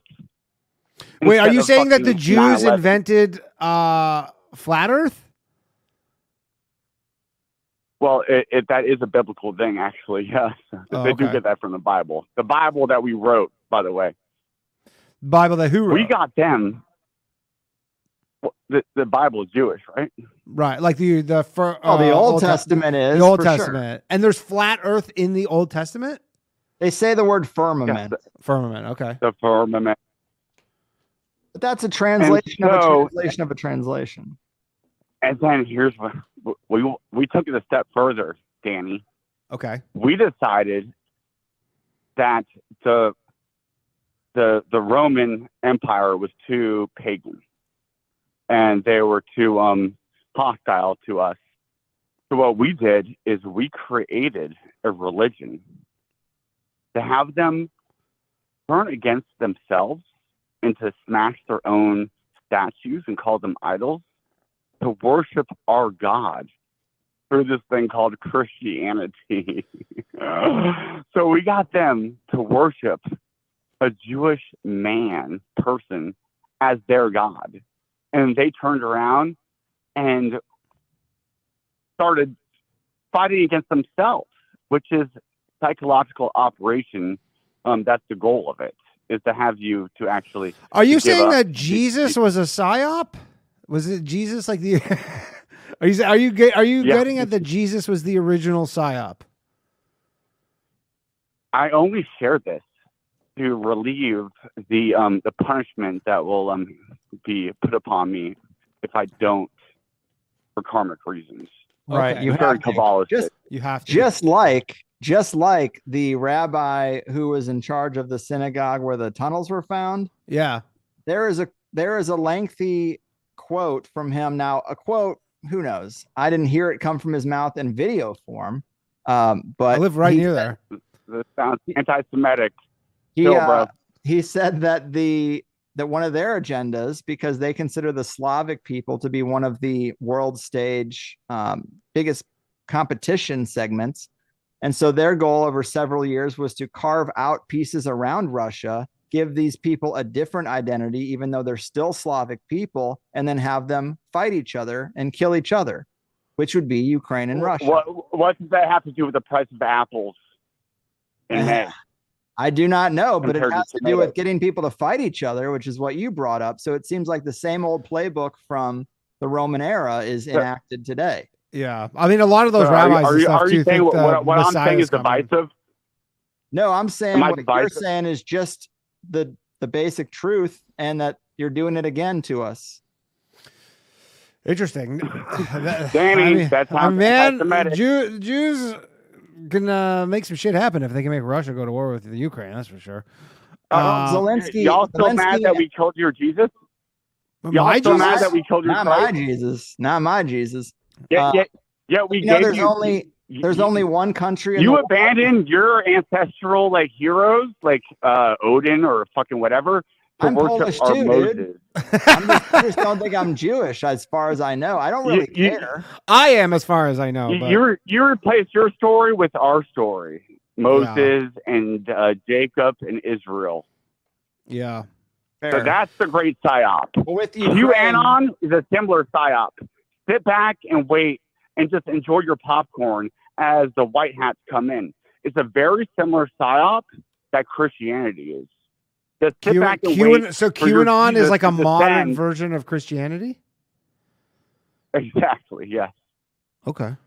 All right. There's only one country besides Israel. There's only one country in the world where the president and the is it Secretary of State or the equivalent of are both Jewish, and that is Ukraine. Really? Yes. Interesting. Our America is Danny Blinken, who is our intermediary between Israel and America, is a dual citizen. Like, there's a lot of that. Do I have to tell you? I don't know if he's. I don't know if he's technically. I think he's a dual citizen, like I'm a dual citizen. There's like dual passports and a lot of. But I don't think he actually has his. I think it's more just like the right but of return Danny, thing. there are. But I always joke that Jewish people. I always joke that the president's not Jewish, but his boss is. Anyway. Biden said that he identifies as a Zionist. And because he's the fucking president. Than Trump. That I and don't then who's know more about. I mean, violent? Trump's family is all like Orthodox Jews. Yeah. Very Jewy. Yeah, Ivanka Jew and adjacent. Jew Jordan. adjacent. Big time.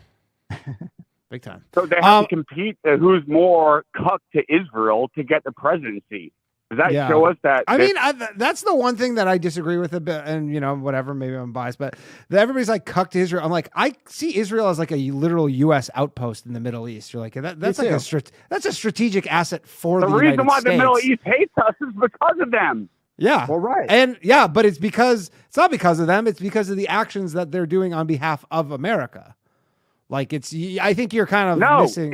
We do our actions on behalf of Israel. Right. No, see, I don't. Who's the top and who's the bottom? But I mean, yeah, it's who's the dog and who's the fucking. Like who's the dog, who's the tail here? I think that America's the dog. We don't know who's sucking who exactly, but we're all under the covers. Yeah, exactly. All right, thanks, caller. Appreciate it. Okay. And Jeffrey Epstein was a Mossad operation, and Donald Trump was best friends with him for 20 years. Yeah, your karma's clear. Yeah. There you go. Karma's clear. All right, thanks, man. All right. That was fascinating. I guess there are still some Q people who are kicking around. I guess so. I guess Q's the new Christianity. All right, let's take. Here we go. Picking from the list. Thanks again for coming on, man. This has been a fun time. It has been. Yeah, I very much appreciate it. Who we got on the line right now? Hello, y'all hear me? Slav, how's it going, man? It's going all right. You enjoyed Dallas? Did I enjoy Dallas?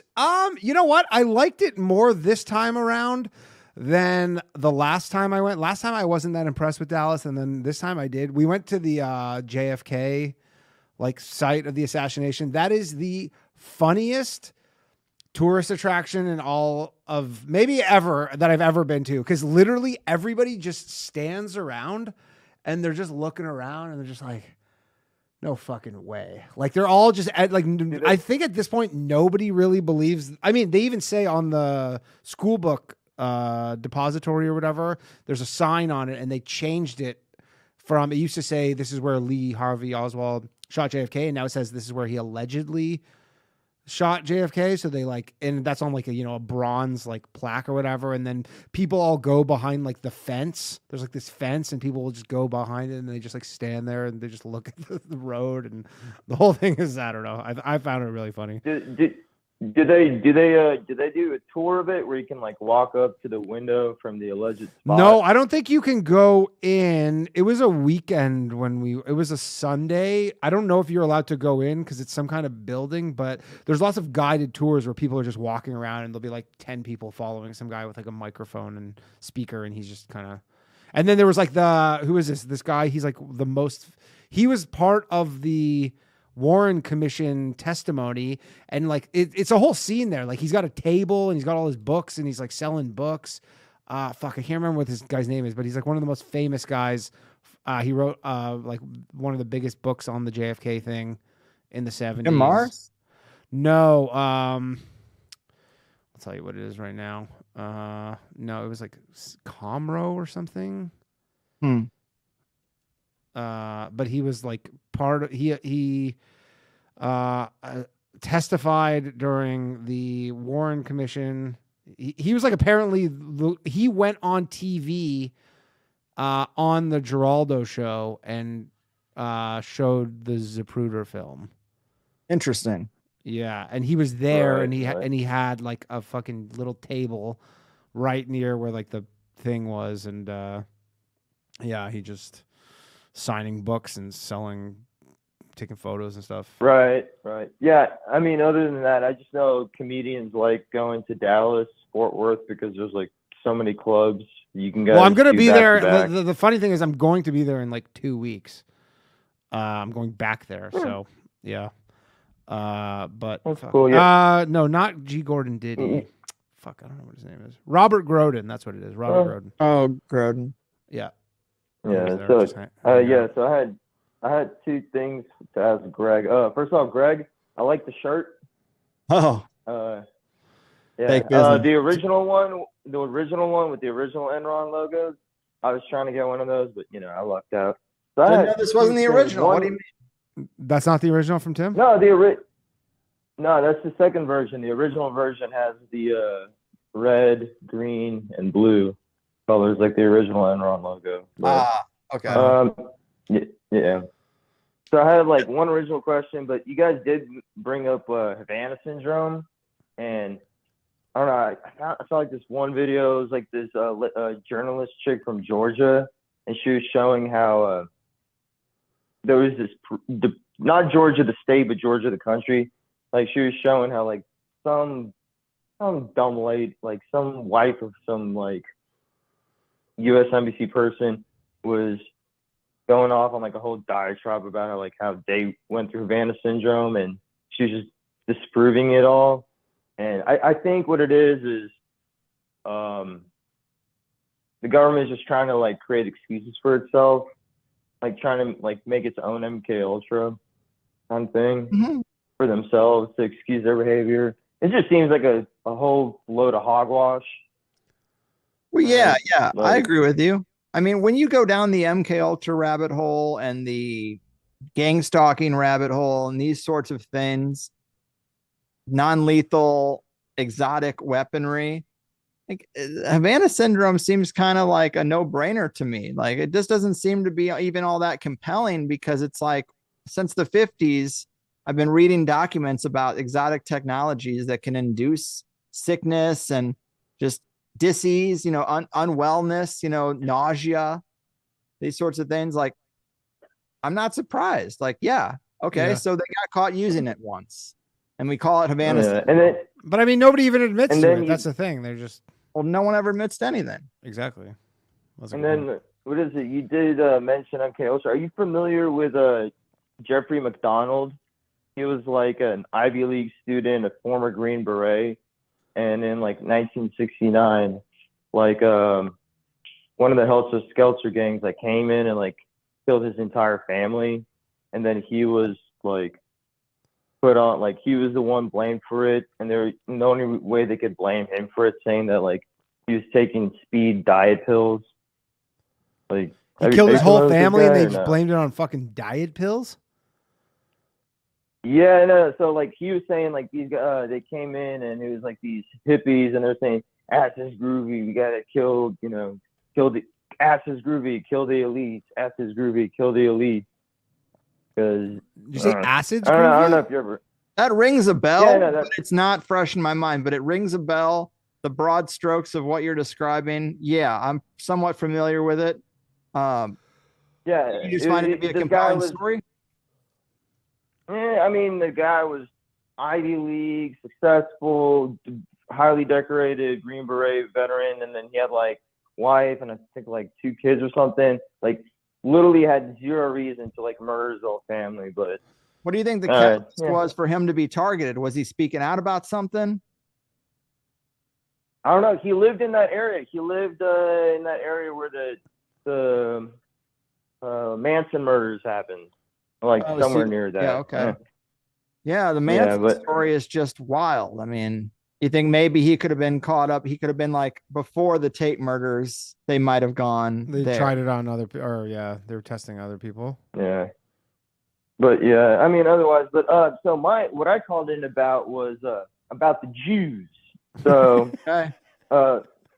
Riddle me this: if you get kicked out of 109 if you get kicked out of 109 bars, are the bars to blame or is it the person to blame? I like the framing. I've heard this before. Well, I was the one when all this shit was going on, and I was saying, because I always kind of assumed that was true, that it was actually 109 countries. But then you look into it, and you're like, it's not really. It's kind of bummed out about that. Well, I mean, it was like 109 different like. Like some of them are like cities, some of them are like the same city over and over again. Some of them are like Muslim cities where you're like, they probably were. Well, even if it's but 20, it's a lot. Yeah, it's probably it's still more than most racial groups can claim. Yeah. Interesting. I mean, it is a pattern of behavior, but the one. Wow. It is. So the one thing I did want to point on to was so how every time there's like some sort of civil rights strive for any kind of like so-called protected group, Jews always come on the forefront saying like, Jews are at the forefront of the civil rights movement. Jews are at the forefront of, you know. Dude, you know how many fucking friends, you know how many people I know who when October 7th happened and they go, we were marching for all your shit. Where's our support? And people are like, it wasn't supposed to be a trade. Yeah, so what is it? Yeah, so Jews were at the forefront of civil rights, integration, and the rights of homosexuals. And does no one realize, like, these are all the things that have, like, ruined America? Yeah, I don't know about that. Well, I mean, look. Comment on homosexuals ruining America. Hey, well, you've never seen a Broadway play?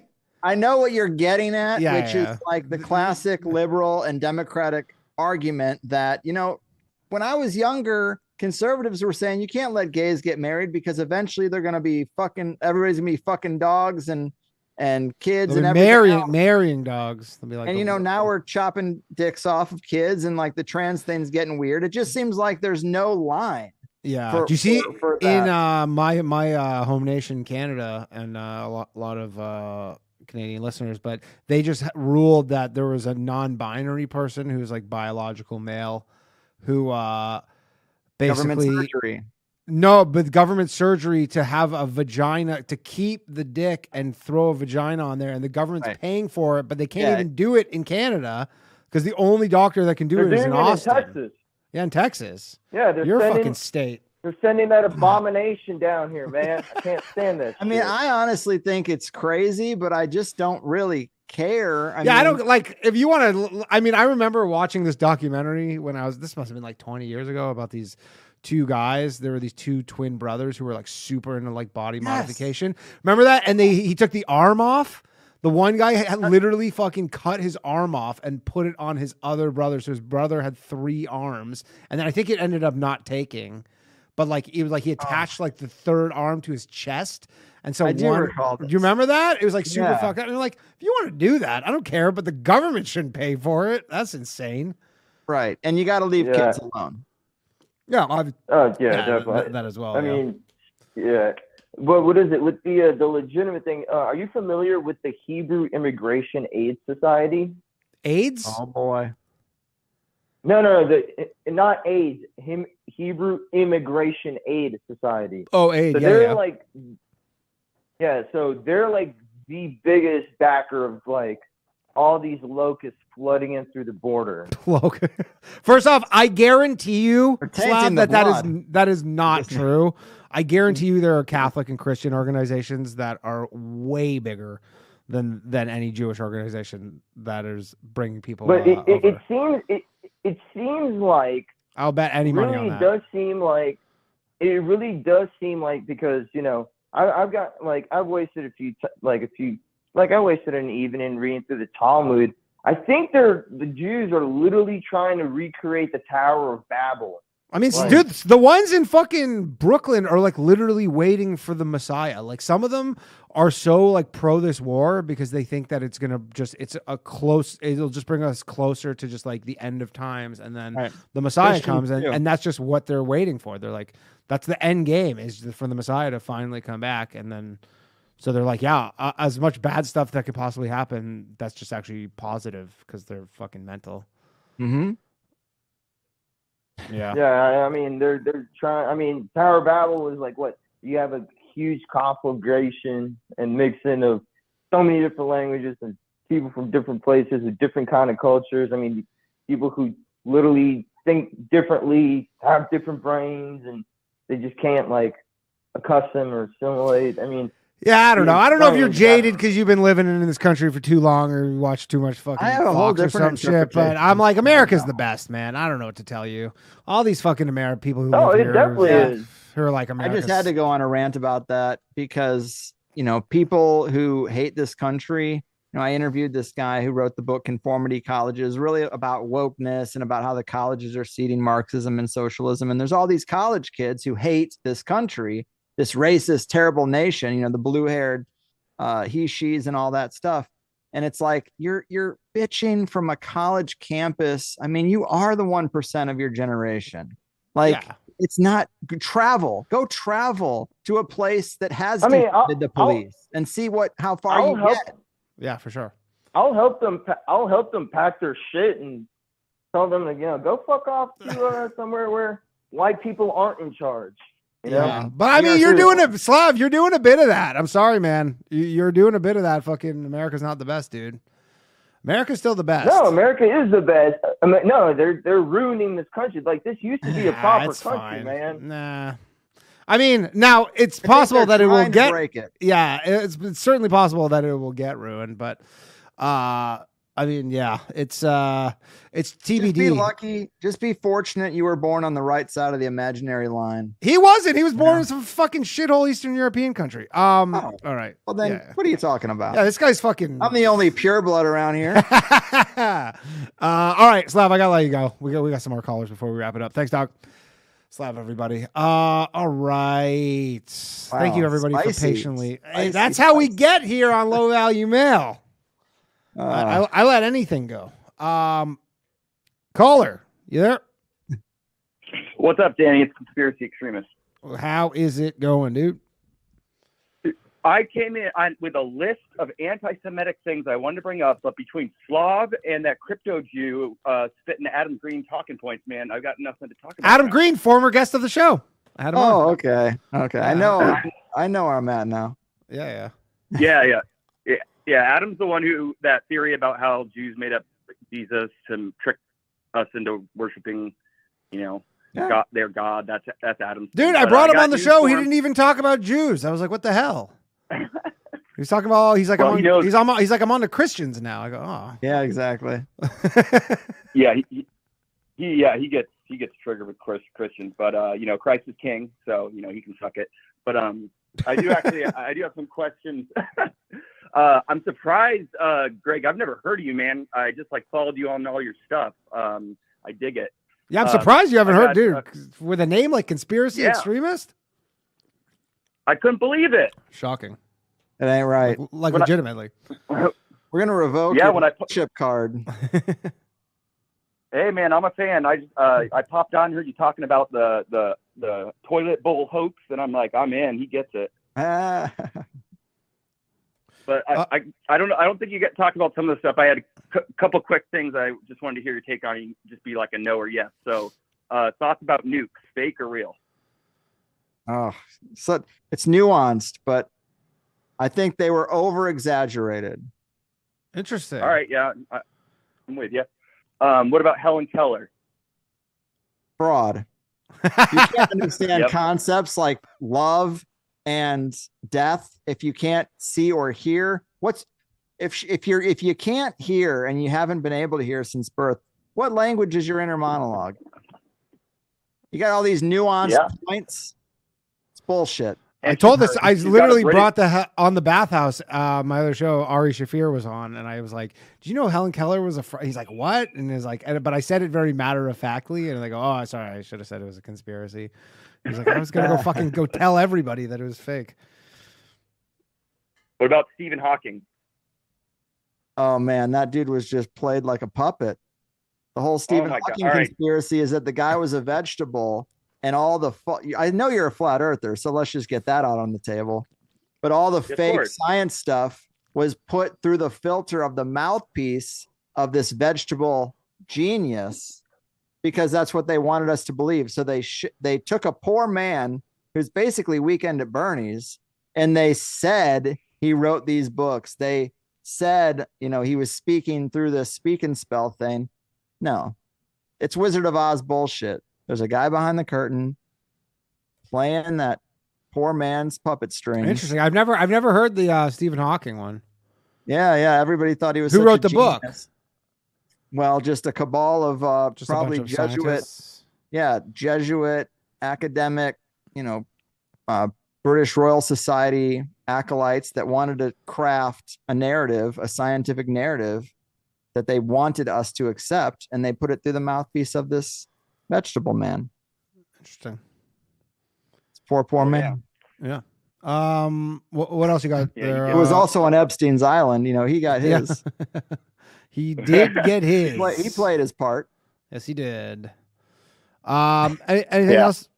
You got any other questions? No, they stole all my anti-Semitic things I was going to bring up. But hey, Greg, if you ever want to come on a smaller show, I got a small growing show, so love to have you sometime. Okay. Hit him up. All right, man. Appreciate it, dude. Thanks, Danny. Later. Let's take a few more calls, and then we're gonna wrap this up. Didn't know who I was yesterday. Now you want me on your show? Yeah, do more research, funny buddy. how Look that into me. works. Look into me. You don't know me. We might be friendly, but you don't know what you're gonna. Yeah, find. no, he's good. He came to my show in Arizona. He's a good guy. All right, caller. Hey, what's up, Danny? What's up, Greg? What is happening? Actually, I know of you from a long time ago. I feel bad because I haven't been listening to you because I'm not doing, a different job. But yeah, Greg Carlwood, Higherside Chats. It's been around. That's OG stuff. Thank you. Legend. What's up, man? Yeah. So I could have. Oh, go ahead. No, I said, what's up? All right. Well, I could have gone so many different ways. And we had the Fagin and Liam doing Rabbi Shmuley. If you read 4chan for a day. But originally I wanted to talk to Greg. If you had, who is the actual one you believe the most about any clone stuff? Like I watched that, I got the Jim Bruer interview the other day where he talked about Chappelle and how it's a different dude, all that stuff. And it's like, I know a lot. I can give you a rundown of any conspiracy, but the cloning thing, was there any guess that you had that you actually believed or that had some information about what this whole cloning thing's going on? I can't say I've had a guest that made a really compelling, believable case. Obviously, my interview with Donald Marshall is probably one of the most viral ones I've done. He claims to be one of these people. I think the reason why it was so viral and so it gets brought up to me even to this day is because it was so out there and insane, not because it was credible. I actually remember that now. Yeah, it seemed a little He also much. was drunk. He was started the interview wasted. He was a huge asshole. Those things helped to make something get popular. But I think the most compelling case for clones is looking at 12 pictures of Joe Biden side by side. Oh, well. The ears that was something I was going to bring up. Is the skin tags, all the weird stuff. I thought it was a mask. Cloning, it almost seems like, man, they're doing a bad job. I figured it was a mask and somebody, Some people think Jim Carrey's playing one of the Bidens. Yeah, I've heard that one. One of the Bidens. I heard the one I loved was Amy Schumer was playing the one that accused the Senate, the Supreme Court justice years ago. Oh, what, Amy Coney Barrett? That said he abused her when he was drinking beer. No, the man. Yeah. I like drinking beer. Yeah, not Amy Coney Barrett. What was her name? No, well, it was a guy. I know exactly what you're talking Supreme about. Court, and then there was a woman that said in college, she was an old woman at the time. She was, and it looked like a mask, and people literally thought it was Amy Schumer. I love that one. That's a classic. Yeah, there's some fun stuff with the cloning. I think I didn't actually realize with that Jim Bruer bit because I saw that clip and then I turned it off halfway through it. I didn't realize when he said he was a different guy, he meant it was literally a different guy. He said since he came back, he'd been a different. Yeah, it's pretty. I thought he meant he's figuratively been a different guy. I didn't interpret that. It's somewhat up to interpretation for sure. But I think the more interesting I think there's a couple tells in there where he's it's a little weird. They were pretty close. Yes, but before he gets into that, which is the epic thing people want to talk about, before he gets into that, he says that Dave Chappelle came to the set one day and was scared and said, Jim, they came to me, they threatened me, they talked to me. And he's like, and he named a name. And Jim Brewer's like, what? That person visited you?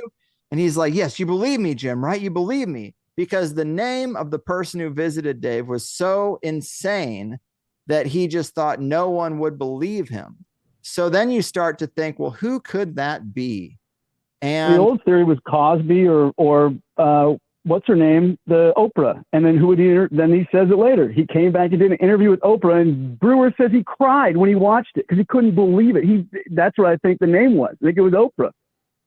Yeah. That's actually one I hadn't really considered. And it would be very, it would be off-putting. The head of the network, it's got to be higher than the head of the network. Yeah, it's got to be some sort of royal, Hollywood kind of royalty almost to be like, I thought it would be talk some sense into him.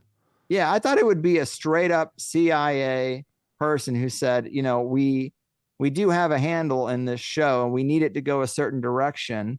You're doing a lot to deflate the tension between the races and the youth, and that's not really going to work for us. We need to take season 3 in a different direction, more of a mockery rather than a satire. And apparently he didn't want to do that because, I mean, the story of why he quit is he didn't like the direction of the content. Well, yeah. You remember the ad?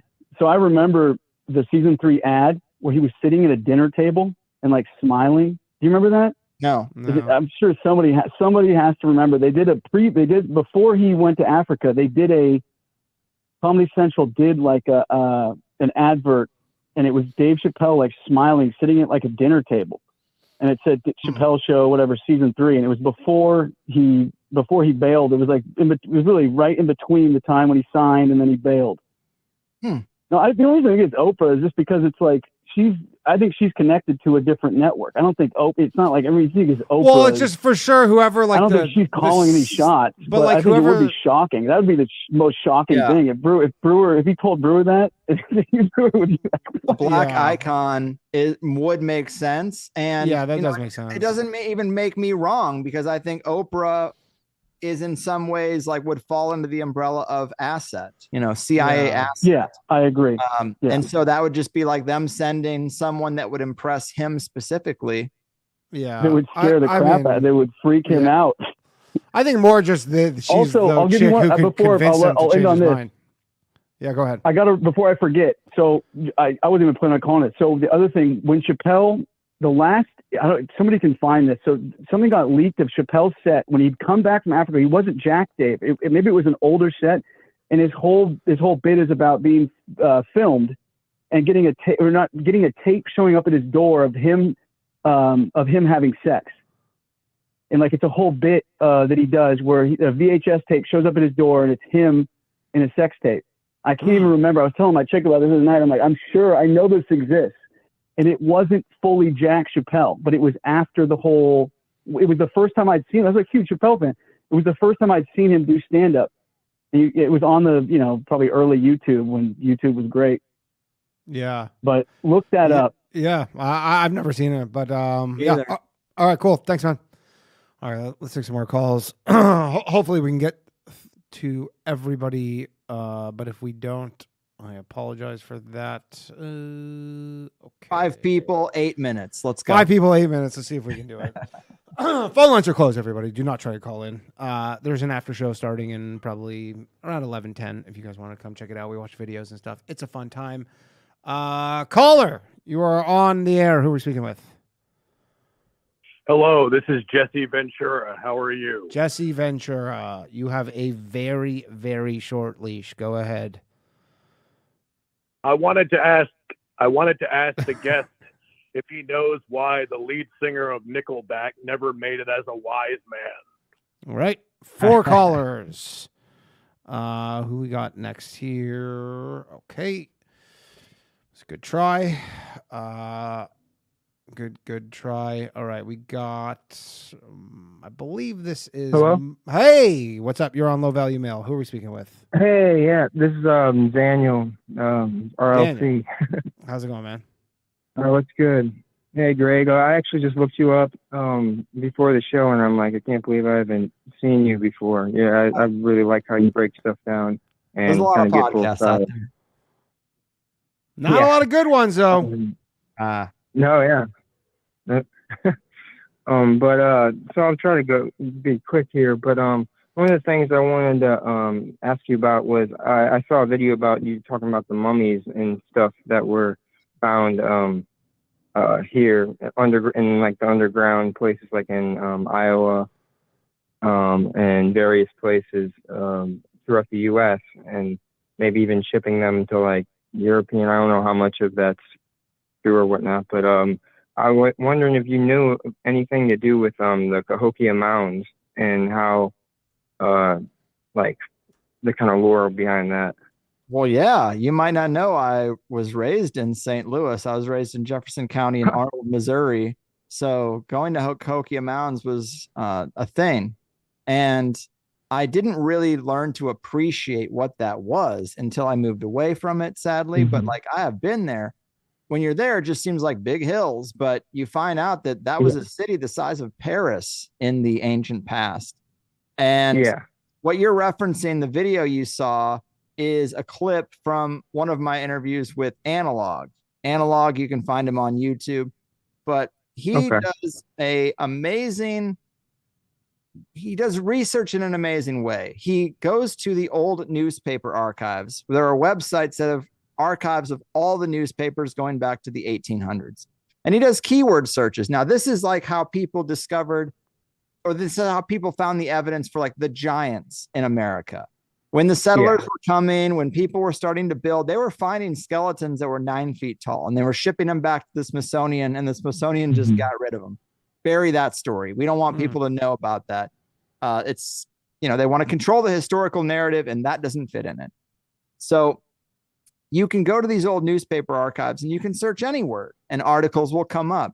And he would search words like underground city, caverns, ruins, and through all the searches he found, he'd find these old articles from like 1905 that would be like, oh, we were digging the foundation out for the new bank building, and the guy fell through the floor and opened up into a giant ballroom made of limestone. No one knows how it could possibly exist here. That's awesome. And that's one of the things.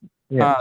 Another one in the video is they were building the bridge across the Mississippi, and one of the pylons opened up something down below, which with basalt columns and really wild stuff. So it opens up this potentiality that there were previous rounds of civilization that were very, very advanced, and they were wiped out by something. Yeah. Some people think we have cyclical cataclysms, and that's a big secret the elite want to keep hidden so that we keep going to work and the money machine continues on. But Analog is great. I love the way he researches. I love the way. Now, you can say that you don't believe those stories, but you can't say that these aren't articles in old newspapers. Yeah. That's what's awesome. And then no one looks at them in aggregate and puts them all out on the table and tries to reconstruct a worldview out of it, and that's what he does. That's why he's so amazing. You can give him any state and he'll give you a dozen stories about weird shit they found underground. And one of those mummies all over the country, they ship the mummies back to the Smithsonian. They put them on display and say they were from Egypt. Who's going to know? Yeah, that's awesome. Actually, I'm from St. Louis area and about 20 minutes from Cahokia and Cahokia Mountains, and have gone there plenty of times. And just like, it's always been a really spiritual kind of place for me. I've done, you say, psychedelics there and stuff, and it's always been like really just the presence there is kind of crazy. But cool. Yeah, that's really cool. That's cool that you're from there too. But one other thing I wanted to ask you really quick is, I don't know if you're familiar with Michael Tellinger at all. Yeah, he's been on my show way like a decade ago. Oh, really? Yeah. Okay, cool. Yeah, I know he kind of has some weird like political stuff that he wants to do, and like he kind of went off in that category. But yeah, just like the things that with the stones and like throughout Africa, the giant like grid that they call cattle farm or whatever, Adam's calendar, I believe. Yeah, that's definitely, that's a big part of it. Yeah.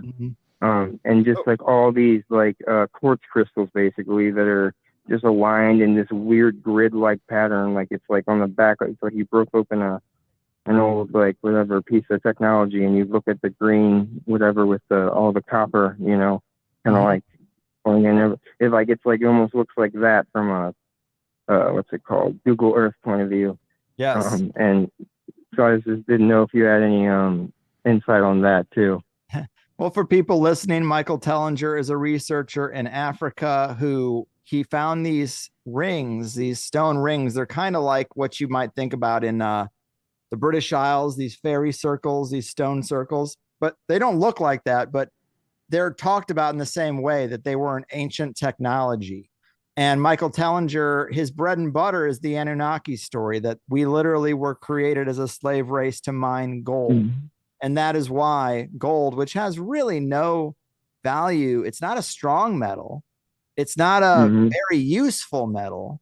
Why are humans so obsessed with it? Well, we were bred to be obsessed with it by the Anunnaki, who needed the gold for their atmosphere because they destroyed their atmosphere like we're about to do. And one of the big suggestions of what fixes a waning atmosphere and the magnetosphere's protection from the outer cosmos is gold flakes.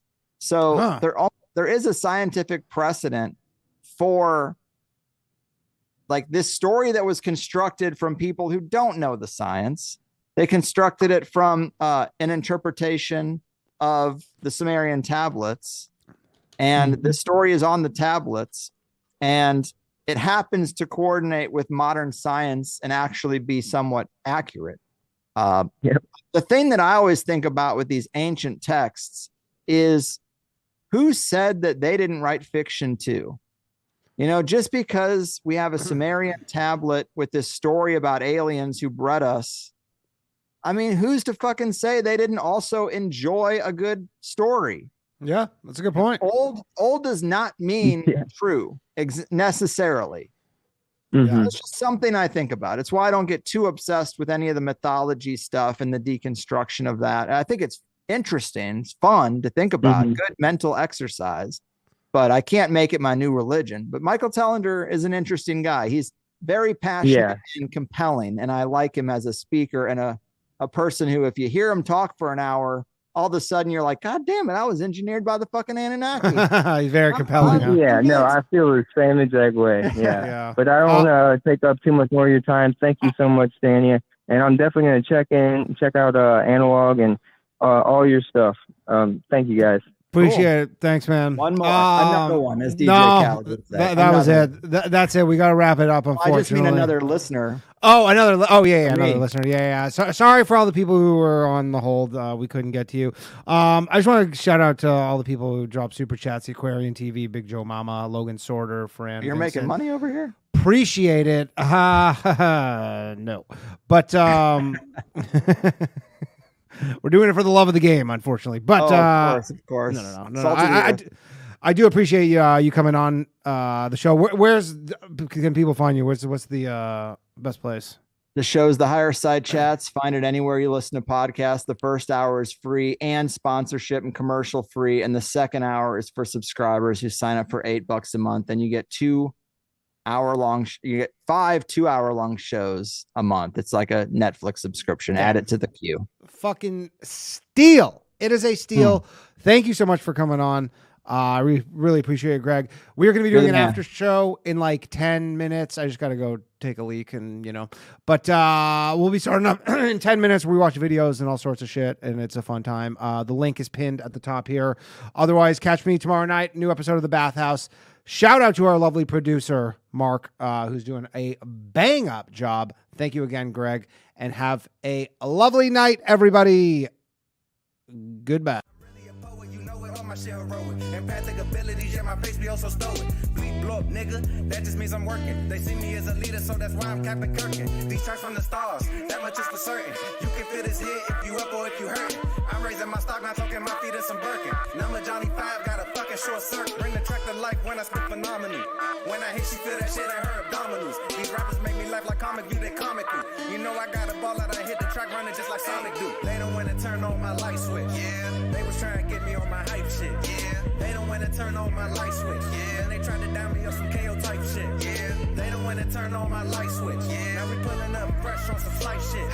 They don't want to turn on my light switch. Yeah, they don't want to turn on my light switch. They don't want to turn on my light switch. Yeah, they was trying to get me on my hype shit. Yeah, they don't want to turn on my light switch. Yeah, and they tried to down me on some KO type shit. Yeah, they don't want to turn on my light switch. Yeah.